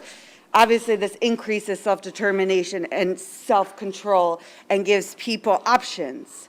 But today I want to talk about two other things. The council has been a long-time supporter of the idea of supported decision-making. In fact, a couple of years ago, we gave a grant to Disability Rights Maryland to bring a very large group, 27 different organizations together, in fact, to plan. Those included representatives of state agencies, the judiciary, advocacy groups, people with disabilities, and others. And this is where we landed. And I think that is a huge effort and undertaking led by Disability Rights Maryland. The other piece is over the last week, even 24 hours, even the last 2 hours standing outside, we have worked with others to come to what we believe now is 100% agreement on any changes that need to be made to ensure that not only the Estates and Trust Division of the Maryland State Bar Association are comfortable, but also addresses any concerns of others. But clearly, all of this work and advocacy, not only over the last 2 years, but the last couple of hours, shows that we need streamlined resources and trainings, and a lot of education will be needed. So I'm here today also to tell you that the council commits to fund and work with all of our partners, including the hospitals, to ensure that everybody understands what supported decision-making is, what the result is, what the intent is, what any possible limitations and restrictions are. Thank you. Excellent. Thank you very much, and I'm glad to hear that you all continue to do work and come to a great resolution, so I appreciate that. And thank you all for your testimony. We'll switch for questions so we'll go Senator Hedelman, and then once the questions finishes for the panel, we've got a video testimony from Ken Capone. Go ahead, Senator Hedelman. Thank you very much, Mr. Chairman. Rachel, I guess since you raised the opposition's concerns, I was just looking at HFAM's opposition, and they had a number of points, and I just wondered if you've worked through all of those issues as well. And there are so many different entities that mostly older adults, but also people with disabilities use and live in. And so I'm just sort of wondering whether everybody across those very different and diverse entities are in agreement now. Certainly, thank you for the question. I do think we have reached a point with potential amendments or ones we want to get drafted that we worked through with the Estates and Trust Division, that it completely addresses what we understand are HFAM's concerns. Everybody else, because of the work that we've done over the last 2 years with the coalition, that is include advocacy organizations that represent people who live in a variety of different places, including older adults. I think you should have AARP's testimony and support. You also have the judiciaries, the elder and disability rights section, and I think you'll hear from, in a little bit, other legal organizations who represent even more people in support. But I do believe that the agreements that we have reached do address HFAM's concerns. Okay, I'll look forward to seeing your Thank amendments. you. Thank you.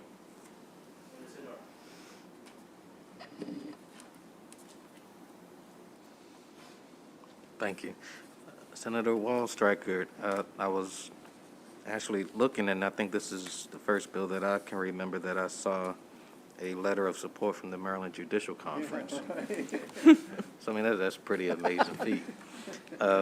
The second page of their testimony, they actually gave some suggestions as to expansion of, I guess, the peace order and protective orders. Just wanted to make sure you took note of that. I will, absolutely. Yeah, we've got some work ahead of us, but we're committed to doing it. You got your judiciary on your side. This is true. Thank you for pointing that out. Oh, I'm sorry, I didn't mean to have mine on. It must be left over. Well, before we play the video, I just want to say thank you to Vice Chair Wallstreicher, and thank you to, especially Rachel, thank you so much. This is great, and, you know, look forward to working on it. So, appreciate it. Thank you.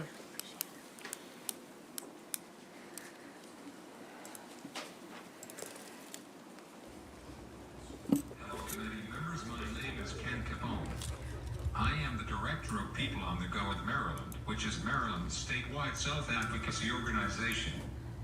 We are here to testify in support of SB 559 States and Trusts, supported decision-making. Supported decision-making is a tool that allows people with disabilities to retain their decision-making capacity by choosing supporters to help them make choices instead of the alternative of having someone appointed as a certain substitute decision-maker.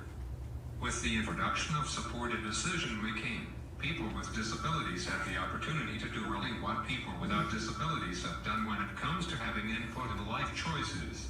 If you think about it, if you don't have a disability, you still are using supported decision-making. We all ask our friends, family, and others how we should handle certain choices in a given situation. In a sense, the policy of supported decision-making helps level the playing field between those with disabilities and those without, because this policy presumes competence and that anybody is capable of making choices for them. They just might want and need some support. A person using supported decision-making chooses trusted advisors, such as friends, family members, or professionals, to serve as supporters. The supporters agree to support the person with a disability to understand, consider, and communicate decisions. This gives the person with a disability the tools to make his or her own informed decisions.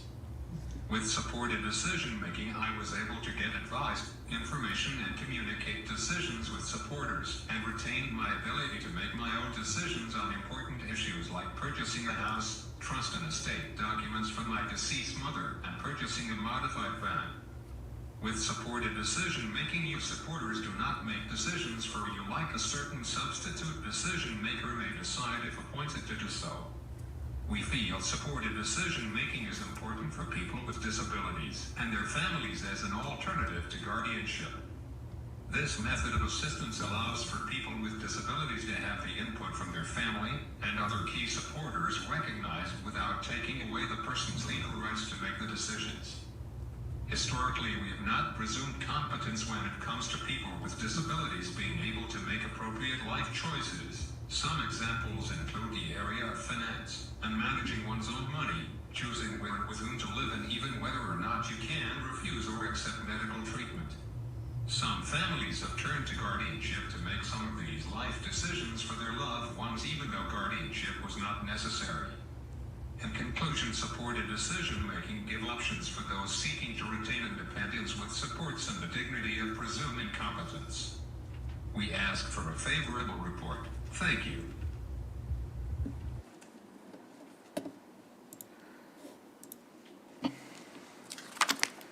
All right, thank you very much, Sandy. All right, next we'll hear from Megan Ricciano, Ali Andreessen, Catherine Mello. No? Jonathan Lasley. I'm Ali Andreessen. Awesome. Welcome. Good afternoon. Thank you for the opportunity to testify in support of Senate Bill 559. Like I said, my name is Ali Andreessen. I am the Long-Term Care Assistance Project staff attorney at Maryland Legal Aid, where I serve older adults and people with disabilities receiving long-term care. Maryland Legal Aid is a nonprofit law firm that provides free legal services to the state's low-income and vulnerable residents. Legal Aid frequently represents and advocates for older adults and people with disabilities in matters pertaining to access to care, Medicaid services in the community, and the individual rights of nursing home and assisted living facility residents. This bill creates the process to establish supported decision-making agreements in Maryland. If enacted, it will create clear guidelines to protections in these agreements, providing adults with disabilities the assistance and support needed to make, communicate, and effectuate decisions. Persons with disabilities and older adults must retain self-determination and the dignity that comes with maintaining control over their life. Individual decision-making is a human right, and every adult has the right to make life choices and to have those choices respected. These choices can be as simple as what they wear or as serious as how they spend their money or what medical treatments they receive. This bill codifies the understanding that adults have the right to make life choices. Supported decision-making provides a less restrictive statutory tool for older adults and people with disabilities, allowing them to retain their right to make personal decisions and effectuate those decisions, potentially preventing the need for a substitute decision maker, such as a guardian. Legal Aid regularly represents people who are living with disabilities and those with diminished capacity facing issues concerning decision making. For example, recently, Legal Aid was contacted by the Long-Term Care Ombudsman about an assisted living facility resident living under a guardianship. The resident's guardian refused to talk to the resident, the person living under the guardianship, and would move her from one facility to another every couple of months. This was extremely disruptive to the resident's life, and she could do nothing to stop it. She was subject to the will of the guardian and has no input in her core life decisions. With the assistance of the ombudsman, the resident was referred to the guardianship attorney for the circuit court to have her guardianship order reviewed by the magistrate. However, this entire proceeding may have been avoided if the supported decision-making framework had been considered or integrated into her guardianship order. For the reasons stated above, Maryland Legal Aid supports Senate Bill 559 and urges a favorable report. Thank you so much for the opportunity to speak on this very important bill.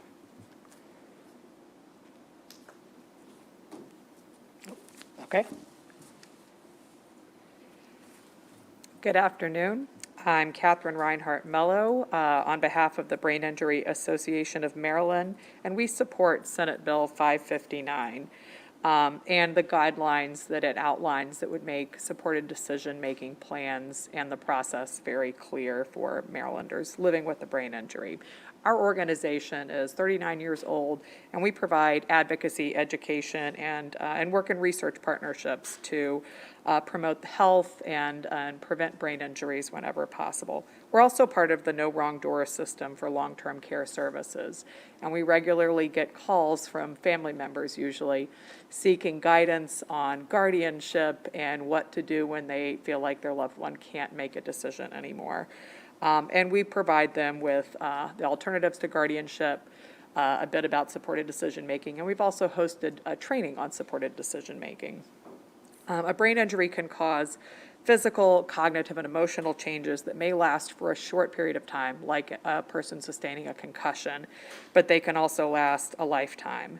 And the ongoing symptoms can impact all areas of a person's life, their relationships, their roles, their identity, in addition to their physical and mental health. And this can be difficult to navigate as a person's redefining what their self might look like, maintaining self-determination and control and autonomy as much as possible through supported decision-making allows people to be able to define their own lives when they've sustained this life-altering injury. During the acute phase of recovery, many people have a surrogate decision maker, and that law is used for that in the emergency situations. But usually you expect there is a gradual improvement and that people will be gaining capacity over time. And supported decision making can help make that shift versus going the route of guardianship that takes a person's rights away immediately.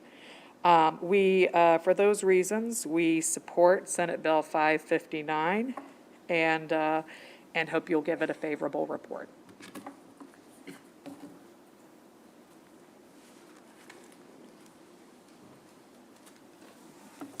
Hello. For the record, I'm Christine Hubbard, the chair-elect of the Maryland State Bar Association Estate and Trust Law Section, and I am here presenting favorable with amendments with respect to Senate Bill 559. Our section council has not been involved with this bill other than when it was initially filed, and we most certainly recognize the benefits of supported decision-making agreements and certainly respect the personal dignity that comes along with giving a person the tools to make their own decisions. We are here essentially to make sure that this bill does no harm. As we pored over this bill, we realized that there were some serious problems with it. Proposed certain amendments. We've been actually working with Megan and Rachel, who previously testified. We think we've hammered out these amendments nicely. But I just wanted to share with you some of the issues that we were tackling. The supported decision-making agreement in this existing bill without amendment does not have to be in writing or signed by the adult or the supporter, yet there's a requirement that third parties have to abide by it. The bill does not make it clear that the amendment does not supplant, or this supported decision-making agreement does not supplant a power of attorney or advance directive. The bill contains no oversight or accountability mechanisms, no enforcement mechanisms. The supported decision-making agreement does not have to be given to anyone. A copy has to go nowhere. It's a little bit troublesome when we may have a situation where the supporter and the adult are in an isolated, oops, was that 2 minutes? Sorry. Okay, I'm sorry. So anyway, there are these issues that that are real, and we have presented the amendments to the bill, attached them to the written testimony. We have done great work over the last few days, including right before this hearing, with the coalition's leadership. So we hope that you do report favorably on this bill with amendment. Thank you.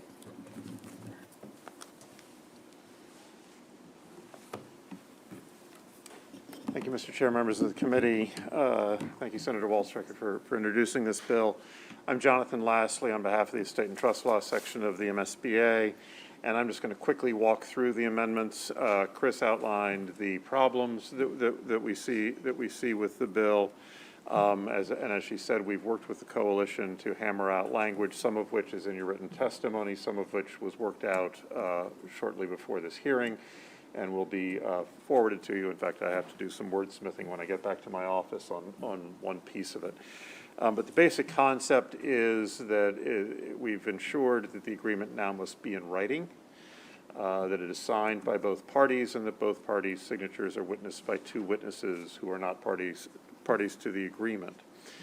The agreement, both the law and the agreement must make it explicit that no authority such as would be granted to under a power of attorney is being given to the supporter, the person who's supporting. And this keeps open that toolbox that Megan mentioned earlier, so that guardianship and powers of attorney remain tools in the toolkit if need be. But this intermediate step is available to preserve independence for as long as possible. We also require that in the instances where there is already somebody, an agent in place, that they receive a copy of the agreement unless the principal, the adult, specifies otherwise. So again, that puts an enforcement mechanism in place for what is a confidential relationship, and and one that could be subject to abuse if not managed properly. Those are the big ticket items in here. Third parties are also exonerated from liability if acting in good faith, and so we urge a favorable report with those amendments. Thank you for being such a constructive part of this process. Senator West. Thank you, Mr. Chair. So, Mr. Leslie, you touched on, I guess, my question. And when many people execute their wills, they also execute a general power of attorney. And so this seems to be sort of along the lines of a power of attorney, but maybe not quite so formal. If somebody has executed a power of attorney and then executes one of these agreements, Supported decision-making agreements, how are those two documents going to interact with each other? So, and how can someone rely on one and not the other with that, and have a feeling of confidence that he's doing the right thing in relying on the one as opposed to the other? So they are complementary. So under a power of attorney, you grant to your agent authority to act for you, to sign checks, to engage in contracts, to sell your house, to make medical decisions for you, whatever's in the power of attorney document. But that person stands in your shoes and has those authorities. In this instance, you're not ceding authority to anybody, but you're bringing somebody to the table with you to help you manage the decisions involved in making those life choices. If a principal who creates a power of attorney is available and competent, their word trumps the power of attorney. So if I'm here competent and I say I don't want to buy a Maserati today, and my agent is sitting there saying, yes, I want you to buy a Maserati so I can drive it today, I win. If I'm not available or not competent, then my agent's decision wins. This would bring the supported decision maker to the Maserati dealership with me. And they would say, well, gee, you need this information to decide, is buying the Maserati a good idea? And so it's a formal arrangement, but it's not an agency arrangement. So it's not the same level of duty, and at the end of the day, the adult, the person is making the decision for themselves. They are not, somebody else is not standing in their shoes and doing it for them. Okay, I'm still a little bit confused. So to use the example of the Maserati, suppose a supported decision maker arrives at the dealership, and the person holding the power of attorney arrives at the dealership, and the principal is back at home in bed. Who would have the right to decide whether or not that individual was going to buy the Maserati? The agent under the power of attorney. The power of attorney trumps the decision. The decision maker has no authority, and that's explicit with the amendments that we're requesting to the bill. That's going to be explicit, that the supporter in a supported decision-making arrangement has no authority to act for the principal. I see. Okay, great. So, that clarifies things. Thank you. Sure. All right, seeing no further questions, thank you both very much. Thanks. All right, we'll now move on to the last bill. That was it. So that completes the testimony and the hearing for Senate Bill 559. Thank you, Vice Chair Wallstreicher. We'll now move on to our final bill of the day, Senate Bill 512. Senator Hedelman.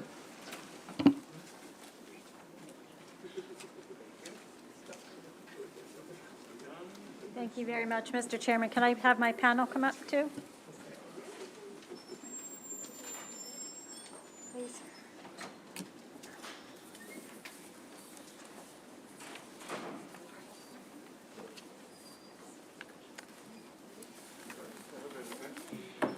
Good afternoon, Mr. Chairman, Mr. Vice Chair, members of the committee. My name is Shelley Heddleman, Senator from District 11, and I'm here today to present Senate Bill 512. This is a bill about creating an ombudsman in the Department of Public Safety and Corrections, run out of the Office of the Attorney General. In 1987, Supreme Court Justice Brennan made the following observations about prisoners and the world in which they live. He said, "Prisoners are persons whom most of us would rather not think about. Banished from everyday sight, they exist in a shadow world that only dimly enters our awareness. They are members of a total institution that controls their daily existence in a way that few of us can imagine." I believe that Justice Brennan's observations apply equally today, and that so many prisoners still live in a netherworld with which few of us are familiar. But there are many people, and you will hear from some who are here today, who are intimately familiar with the state of how prisoners exist in our institutions today. This bill is a good government bill. It is about transparency. It is about shining a light. It is about continuing on the path that this General Assembly has made in the past couple of years. You may remember last year this body supported the creation of an Inspector General in the Department of Health. That was my bill, along with then Delegate Barron's bill over on the House side. The governor introduced an inspector, well, I don't think he called it, maybe he did call it an Inspector General for our school system. We have very large agencies and very large institutions with complicated bureaucracies that need oversight and need some sunlight shined upon them. And the Department of Corrections is no different. It is a $1.4 billion agency. It has 13 facilities, 5 detention centers. It exists with 10% of our state workforce, and 5% of our general funds goes to DPSCS. This is a big agency and you will hear, I think, either in testimony or in the written testimony from the department, that they have a number of systems already in place that provide the kind of oversight that we're suggesting today. I would 100% disagree with that. There are audits. We have the wonderful the Office of Legislative Office. We have OPEGA, the Office of Performance and Evaluation and Government Oversight, which we created a number of years ago.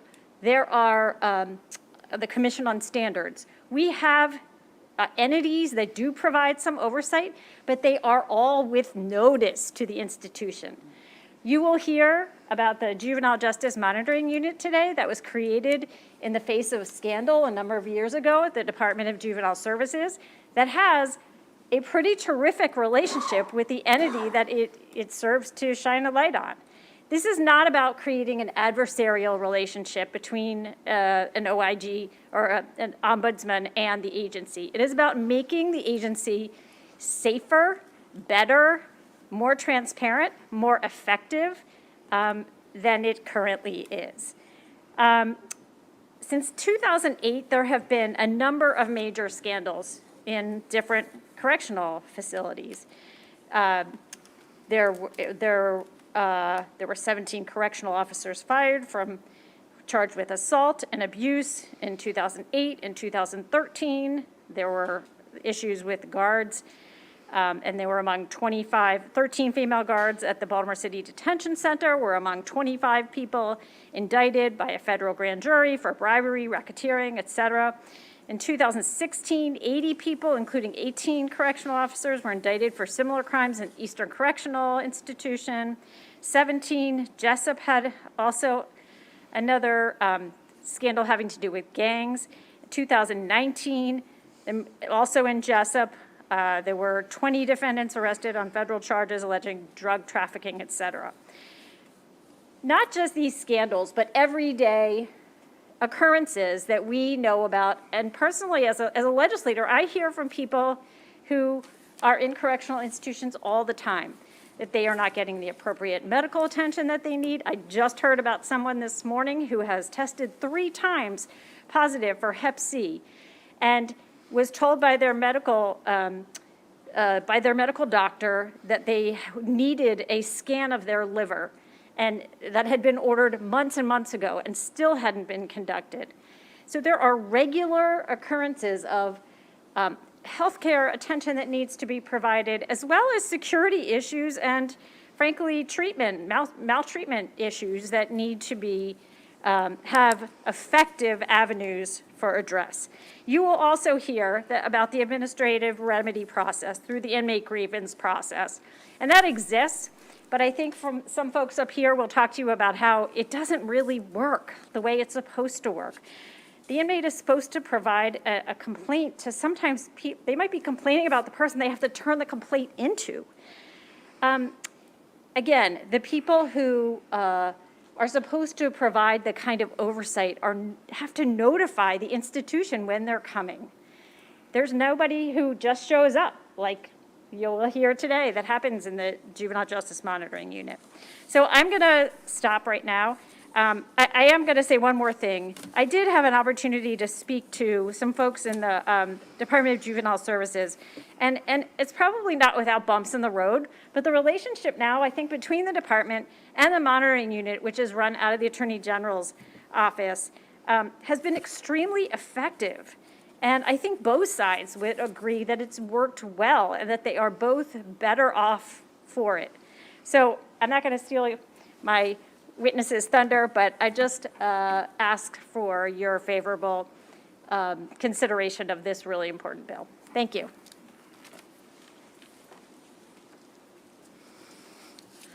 Good afternoon. Greetings to Chairman Smith and Senator Hettleman and other committee members. On behalf of the Maryland Alliance for Justice Reform, we support the Correctional Ombudsman Bill. We believe that it will bring much-needed oversight to one of the largest industries in the state, the prison industrial complex.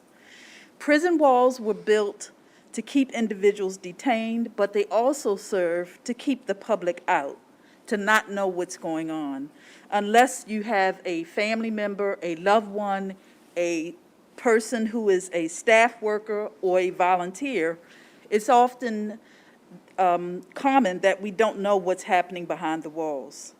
Independent oversight is needed because the administrative remedy process does not work.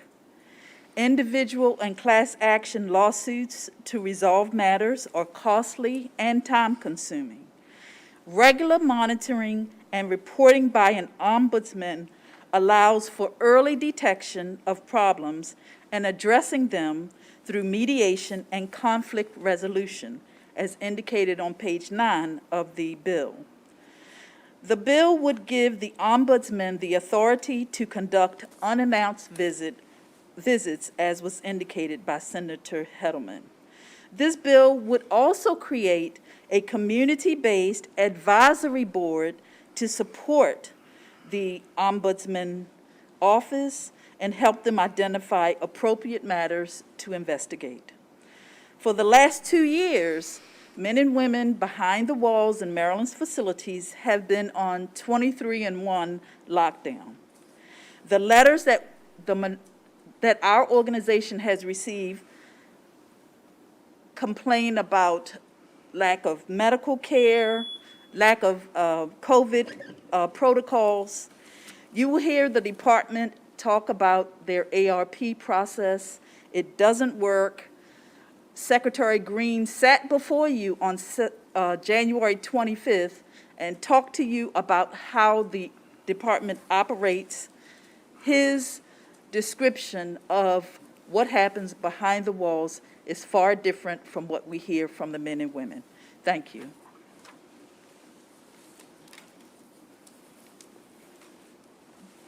Good afternoon.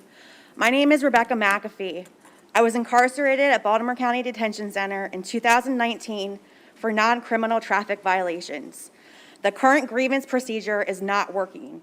A fellow inmate informed me of the 200 forms that I could request from the CO when I had a grievance to file.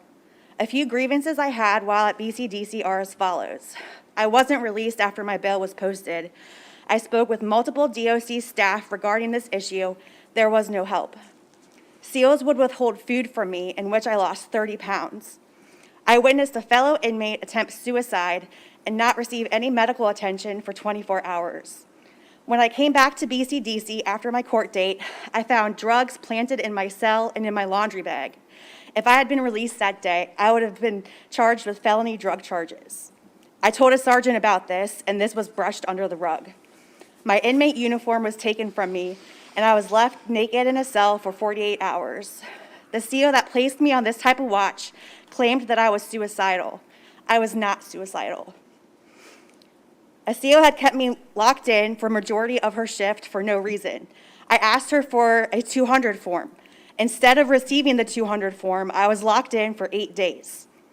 I was jumped by 4 female correctional officers the day I was supposed to be released on August 13th, 2019. I was held for another month before I was released.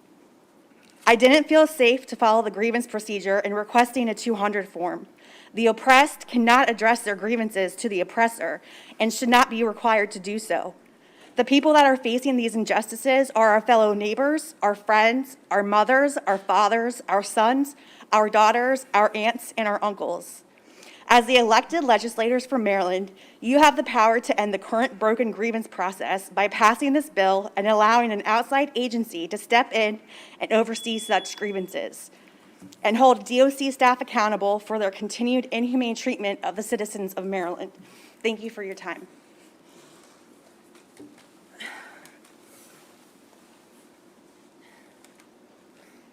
Good afternoon. My name is Alexandra Bailey. I run the campaign to end life imprisonment at the Sentencing Project. I would like to thank the chairs in the committee for having me today. I would like to reiterate that this is not just a bill about good governance. I think this is also a bill about good conscience. The Sentencing Project works in all 50 states on carceral issues, and I can tell you horror stories from any state that you can name. But why does your state have to be amongst that number? It really does not have to be. There is no government agency that should not receive sufficient oversight. I can tell you about people who have been assaulted, who have been put into lockdown, who have been put into solitary confinement, people who are suffering from schizophrenia, who ended up 98 pounds and nonverbal. Are those the types of stories that you want to read about your state? Now, the embarrassment talks about things that we know. What about all of the things that we don't know? Do we really want to subject the state of Maryland to that level of risk, not just in terms of conscience, but in terms of government, but in terms of lawsuit? There seems to be a very reasonable way to avoid this, to have proper oversight, to allow those who have suffered these harms a correct way, an open and transparent way to state these grievances, that they do not become indicative of your system. Why not allow for this very common sense piece of government to take place? Now, I can share with you all of the statistics about incarceration, but actually I don't think I'm going to. I think I'm going to appeal to your conscience. So many people end up in contact with the criminal legal system. For non-violent traffic violations, one of us could find ourselves in that situation. How would you want to be treated? And if you had a grievance, what avenues would you want open to you in order to state that grievance? I ask that you favorably report on this bill. Thank you for your time.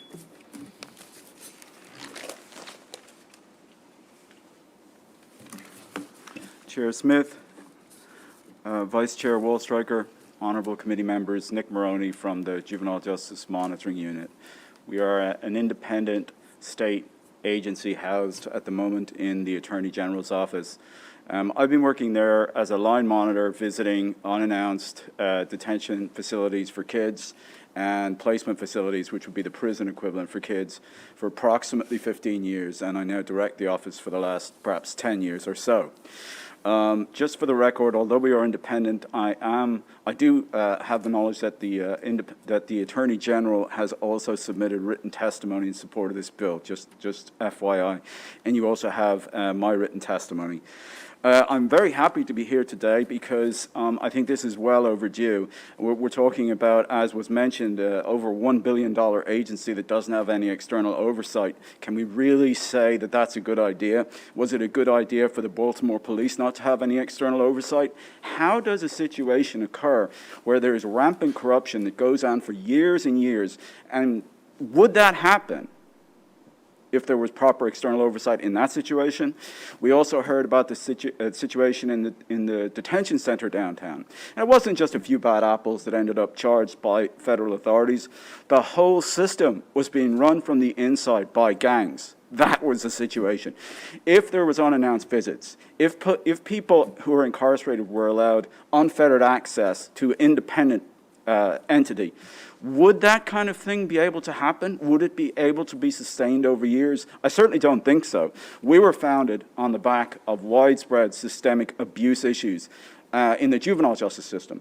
Since that time, that has been completely alleviated. Not to say that there are not occasional bad actors, but we've got an oversight situation where we collaborate so that stuff does not become chronic systemic issues, stuff that can be addressed, stuff that can be achieved using cooperation.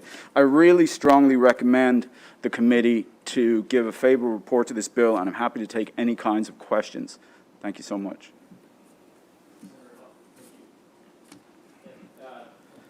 Just a question for the young lady who was at BCDC. How long were you there for? I was there for 5 months, 5 months. April 11th, 2019 to September 12th, 2019.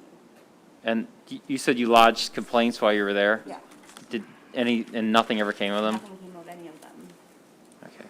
I mean, it's interesting you brought up BCDC. I only say that because my first bill in the Senate was trying to give a task force to study giving control back to the city of that facility. It's the only, in the United States of America, that is the only facility where a state is attempting to run a jail. I think Illinois, they run all the jails.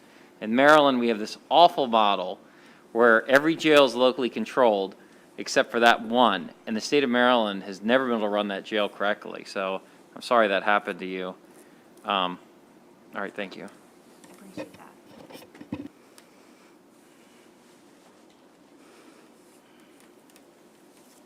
All right, seeing no further questions, thank you all very much for your testimony today. Thank you. Okay.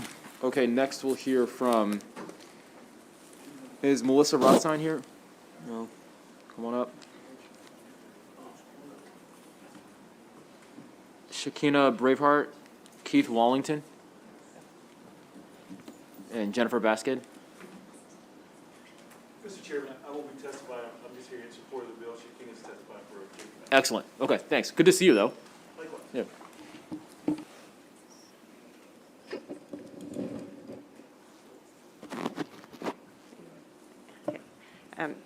Good afternoon. My name is Melissa Rothstein. I'm the Director of Policy and Development at the Maryland Office of the Public Defender. My written testimony provided examples of a wide range of complaints that we receive from clients every day, addressing a variety of basic conditions such as heat, ventilation, plumbing, access to medication, isolation, safety, and COVID-related concerns. Our attorneys are very concerned for the health and safety and well-being of our clients, but we lack the capacity, expertise, and statutory authority to respond to these issues. The Juvenile Justice Monitoring Unit that you heard about earlier shows how valuable and effective such an entity can be. OPD's juvenile defenders have provided information to the JJMU with assurance that issues will be given prompt and sufficient attention to encourage positive change without waiting for conditions and their resulting harms to exacerbate. Similar to the children in juvenile facilities, people incarcerated in adult facilities have numerous vulnerabilities. The constraints of incarceration, disproportionate poverty, and limited access to community services, and heightened risk factors such as age, medical and or mental health conditions, and other demographic factors like LGBT status or non-English speaking underscore the need for an independent oversight agency. The implementation of an independent correctional ombudsman to oversee and investigate longstanding systemic problems within Maryland's correctional system will be a great start and a welcomed effort to help root out and eliminate the underlying causes of widespread dysfunction and corruption that have undermined rehabilitative efforts for incarcerated individuals and save unnecessary litigation. For these issues, I urge the committee to issue a favorable report.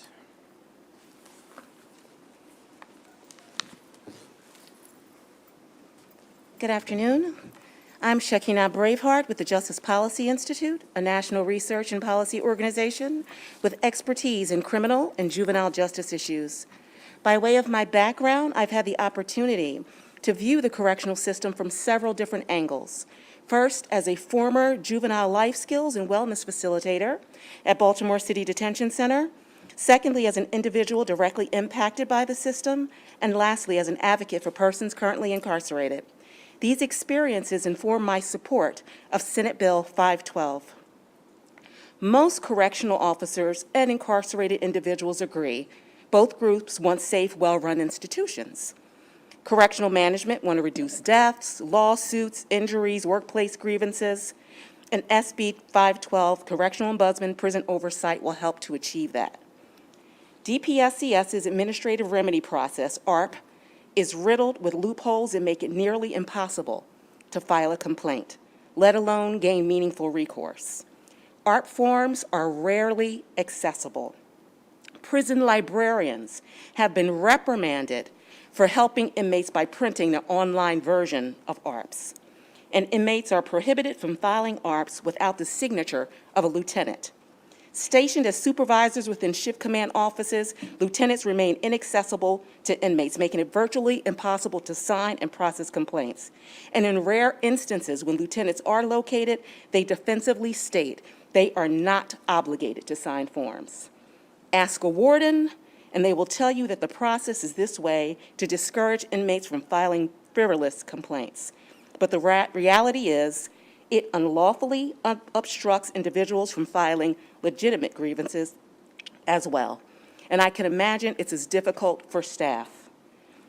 When complaints are successfully filed, inmates are routinely coerced to drop them. Wardens don't follow time frame protocols, and depending on the nature of the complaint, inmates face retribution. Regardless of COMAR, OPS, ARPS, monitoring visits, DPSCS continues to receive calls and letters from distressed family members and residents. There is a culture of willful disregard, disrespect, and premeditated stupidity, and it is robbing incarcerated individuals of their right to rehabilitate. It endangers staff, and it propagates cycles of recidivism. An independent ombudsman could directly report to legislators and have the authority to investigate and publicly report. Senator Hedelman spoke of crime scandals of the past, but please know that they are ongoing. Officers are supplying drugs to inmates in real time, and there are no drug rehab programs in jail. There are no cognitive, therapeutic, or recreational ones. Do not let the DPSCS website fool you. The ombudsman concept endorsed by Governor Hogan will cut if you through could just layers briefly conclude, because you're a little over your time. of bureaucratic review now required, and Maryland can join several other states in establishing an independent ombudsman to report and recommend improvement that will help inmates, staff, family, and volunteers. For this, we ask a favorable report on Senate Bill 512. Thank you. Thank you very much.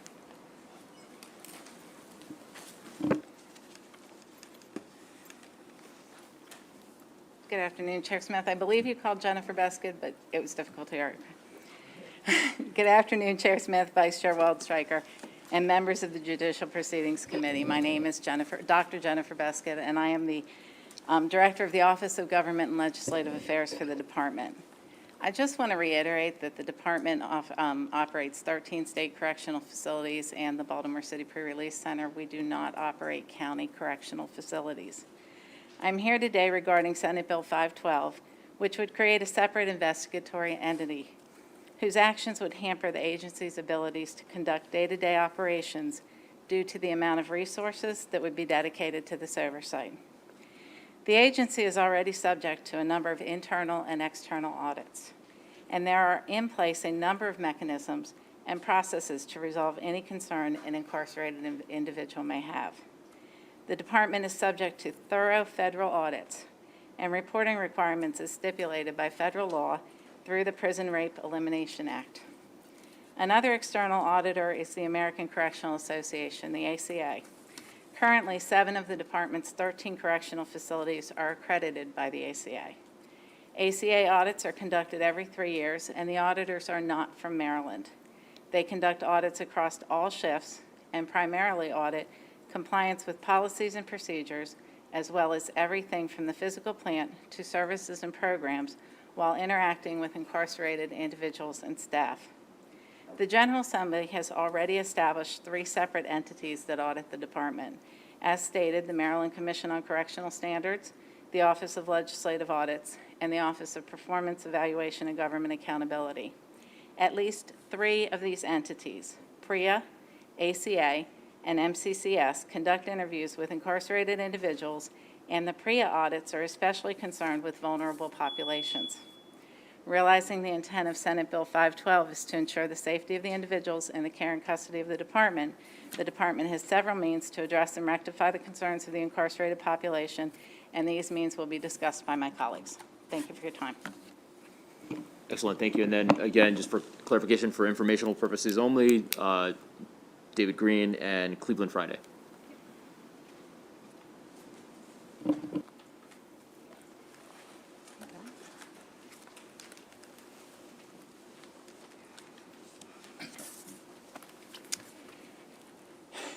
Good afternoon, Chair Smith, Vice Chair Waldstreicher, and members of the Judicial Proceedings Committee. My name is Cleveland Friday, and I am the Assistant Commissioner of Corrections for the Eastern Region. The department has several options available to incarcerated population to investigate, review, and assess the operations of the Division of Correction. The first option is access to staff.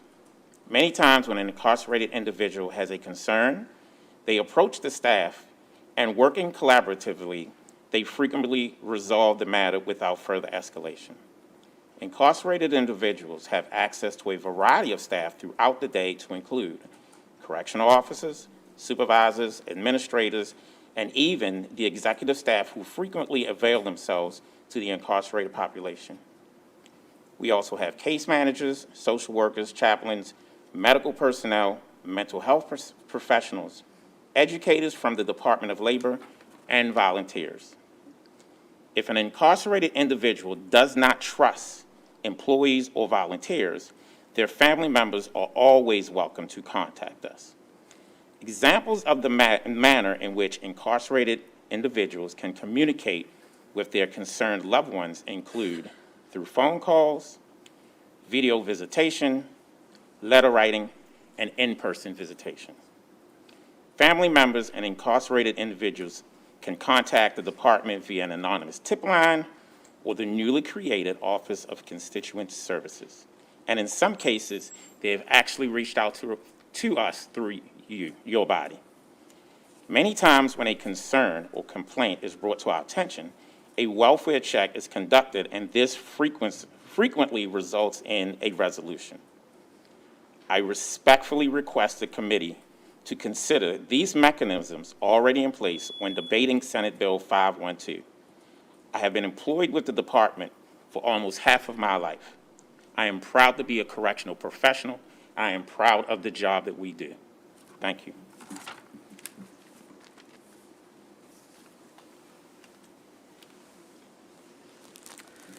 Good afternoon, Chair Smith, Vice Chair Waldstreicher, and members of the Judicial Proceedings Committee.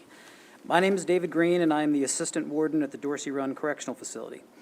The department has both formal and informal procedures for the incarcerated population to file a complaint. When a complaint indicates an incarcerated individual is being threatened or is at risk of harm, detectives assigned to our Intelligence and Investigative Division are notified and an investigation is conducted. When an incarcerated individual does not believe their concern has been addressed to their satisfaction, they may initiate a request for administrative remedy, referred to as an ARP. The processes associated with the ARP are established in COMAR Chapter 12.2.28 and include documenting and tracking the complaint. The ARP process can continue until a resolution is reached and in some cases may result in court action. Another resource is the Inmate Grievance Office. Complaints filed with the Inmate Grievance Office may be heard by an administrative law judge. The department also has a contract with the Prisoner Rights Information Systems of Maryland, PRISM. PRISM is required to provide legal assistance to individuals incarcerated in state prisons on matters concerning conditions of confinement, sentence calculation, constitutional rights, and claims that affect a serious health, life, or safety concern of an inmate. I have held many positions throughout my career with the department, including as the program coordinator for administrative remedy and inmate grievance. I was also the director of case management, and this role included oversight of all aspects of administrative remedy and inmate grievance, to include training, policy development, and audit.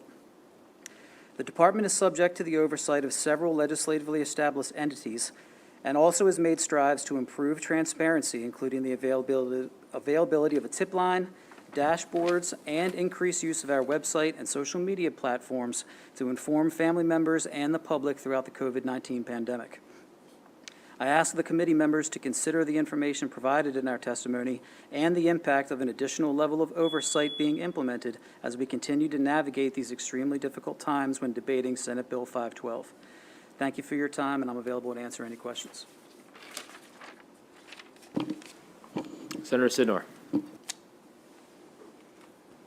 There was testimony earlier about officers not signing documents, and I mean, I'm not familiar with the process, but would you mind walking me through that and the need for someone to sign?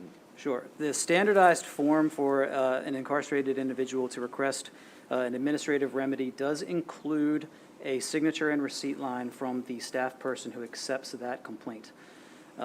That is done to give the incarcerated person the confidence that their complaint has been received. It allows management and administration to identify the specific person to whom a complaint has been received if there happens to be an allegation that a complaint was received and disregarded. And do the officers have the discretion to say, I'm not signing something that's been given to them? I mean, They do not. And what is the process if an officer doesn't want to sign? I mean, that sounds like that should be a complaint within, the complaint. An incarcerated individual can always request to speak to a supervisor, and as Assistant Commissioner Friday mentioned, there are alternative means, both formal and informal, for someone to file a complaint if that were something that were to happen. And the process, I think it was also mentioned something about the ability to print a form out or something. How could you explain, how does someone get access to the form? Sure. The forms are available in a number of different places throughout the facility. In the library, on the tier, they can request them from the officer's control bubble. Each form is stamped with a unique numerical identifier when printed to assist the department in tracking and documenting those complaints. And for that reason, printing the document off of the website is not permitted. Okay. And your libraries are open how long throughout? Each facility has their own library schedule. Librarians employed by the Department of Labor staff those libraries. I could not really speak to the specific schedule. Thank you. Yes, sir. Thank you, Mr. Chairman. I'm wondering if you can, we've been hearing a lot around here, and I want to thank you for your service, and I want to thank you for your colleagues' service. Being a correctional officer is a really difficult job as well. But I know how stretched people are right now within the system, and I wonder if you could talk about how many people you're down and how many vacancies there are within the agency. Thank you for that question. I would not be in any position to talk about vacancies, so we'd have to get back to you on that. Okay. Well, I'll just tell you something from the budget report, if I can, is that from January 5th, 2015 to 2020, DPSES lost over 2,400 filled positions, including over 1,800 correctional officers. So I think you guys have had, and the prisoners have had a really difficult time, especially during COVID. And I think even though you were on the uptick in terms of hiring more people, over the last year, you've actually gone back down, and it's the lowest level it's ever been, is my understanding from the budget analysis that is done on the department.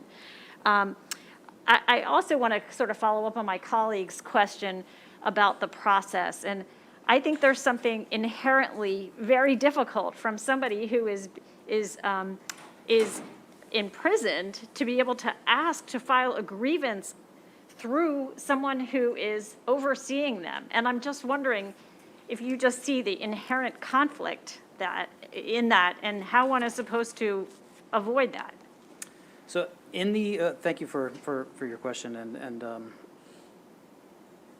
in the event that an incarcerated person felt uncomfortable or was in a situation where they did not trust a staff person or wished to file a complaint against that staff person, as Assistant Commissioner Friday mentioned and Dr. Beskid, we have a number of other mechanisms that they can use to file anonymously or with their name attached to that complaint. Their family member can file on their behalf through different tip lines that the department operates.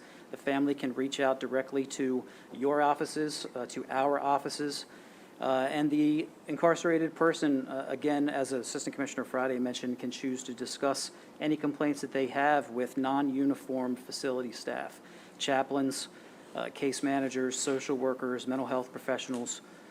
All of those options are available anytime that one of our member of our population has any sort of complaint. Can you, and just a final question, so my understanding is from talking to people who have recently been in different parts of the system, that people during COVID really have not had any opportunity, for example, to go to the library, and have been very isolated from one another, well, sometimes from one another, but certainly from the outside world. Are you allowing volunteers back in? Are there opportunities to go to the library? I know a lot of the programming, specifically, we didn't even talk about this, but like substance abuse programming has basically gone by the wayside, and there isn't the formal kind of programming that there has been in the past. I wondered if you could just talk about kind of where things are now that things have, thankfully with Omicron subsided, whether that whether those policies have changed Sure. behind the walls. And thank you for that question. And as an assistant warden for Dorsey Run, I can speak about Dorsey Run, but questions about the larger departmental operations, I think would be better answered by Assistant Commissioner Friday. Thank you. So thank you again for that question. To answer that question, the department did contract because of the COVID-19 virus. But in many of our facilities, we did establish schedules for which, although members of the population couldn't necessarily go directly to the library services were still provided to them. They would request documentation, they would request books, things of that nature. Those things would be gathered, and then it would be taken directly to their housing units and distributed. Although from time to time, depending on the external numbers as far as positivity rates, we may have restricted access from outside volunteers to the facilities. We still had medical personnel, chaplains, mental health personnel. We actually increased the amount, we increased the amount of times that our mental health staff actually spent within the facility, interacting with the inmate population. So we've always provided a way for for our incarcerated population to be able to provide us information if they felt as though something was incorrectly happening in the facility. And just recently, I had a parent reach out to me, and she said that she believed that something was happening with her son. I read over her correspondence. I did 3 days' worth of research. And then I responded and spoke to this lady for 57 minutes, in which her complaint was more along the lines that she was just afraid for her son and not actually what she originally had placed into the complaint. So as a department, we are working really, really hard to make sure that we protect those that are under our care. Thank you. All right, seeing no further questions from the committee, Mr. Green, Mr. Friday, thank you both very much. Thank you all. Thanks. And with that, that'll conclude the hearing for Senate Bill 512 and the hearings for the day. Tomorrow morning, we will have voting at 8:30. 8:30. All right, see you tomorrow.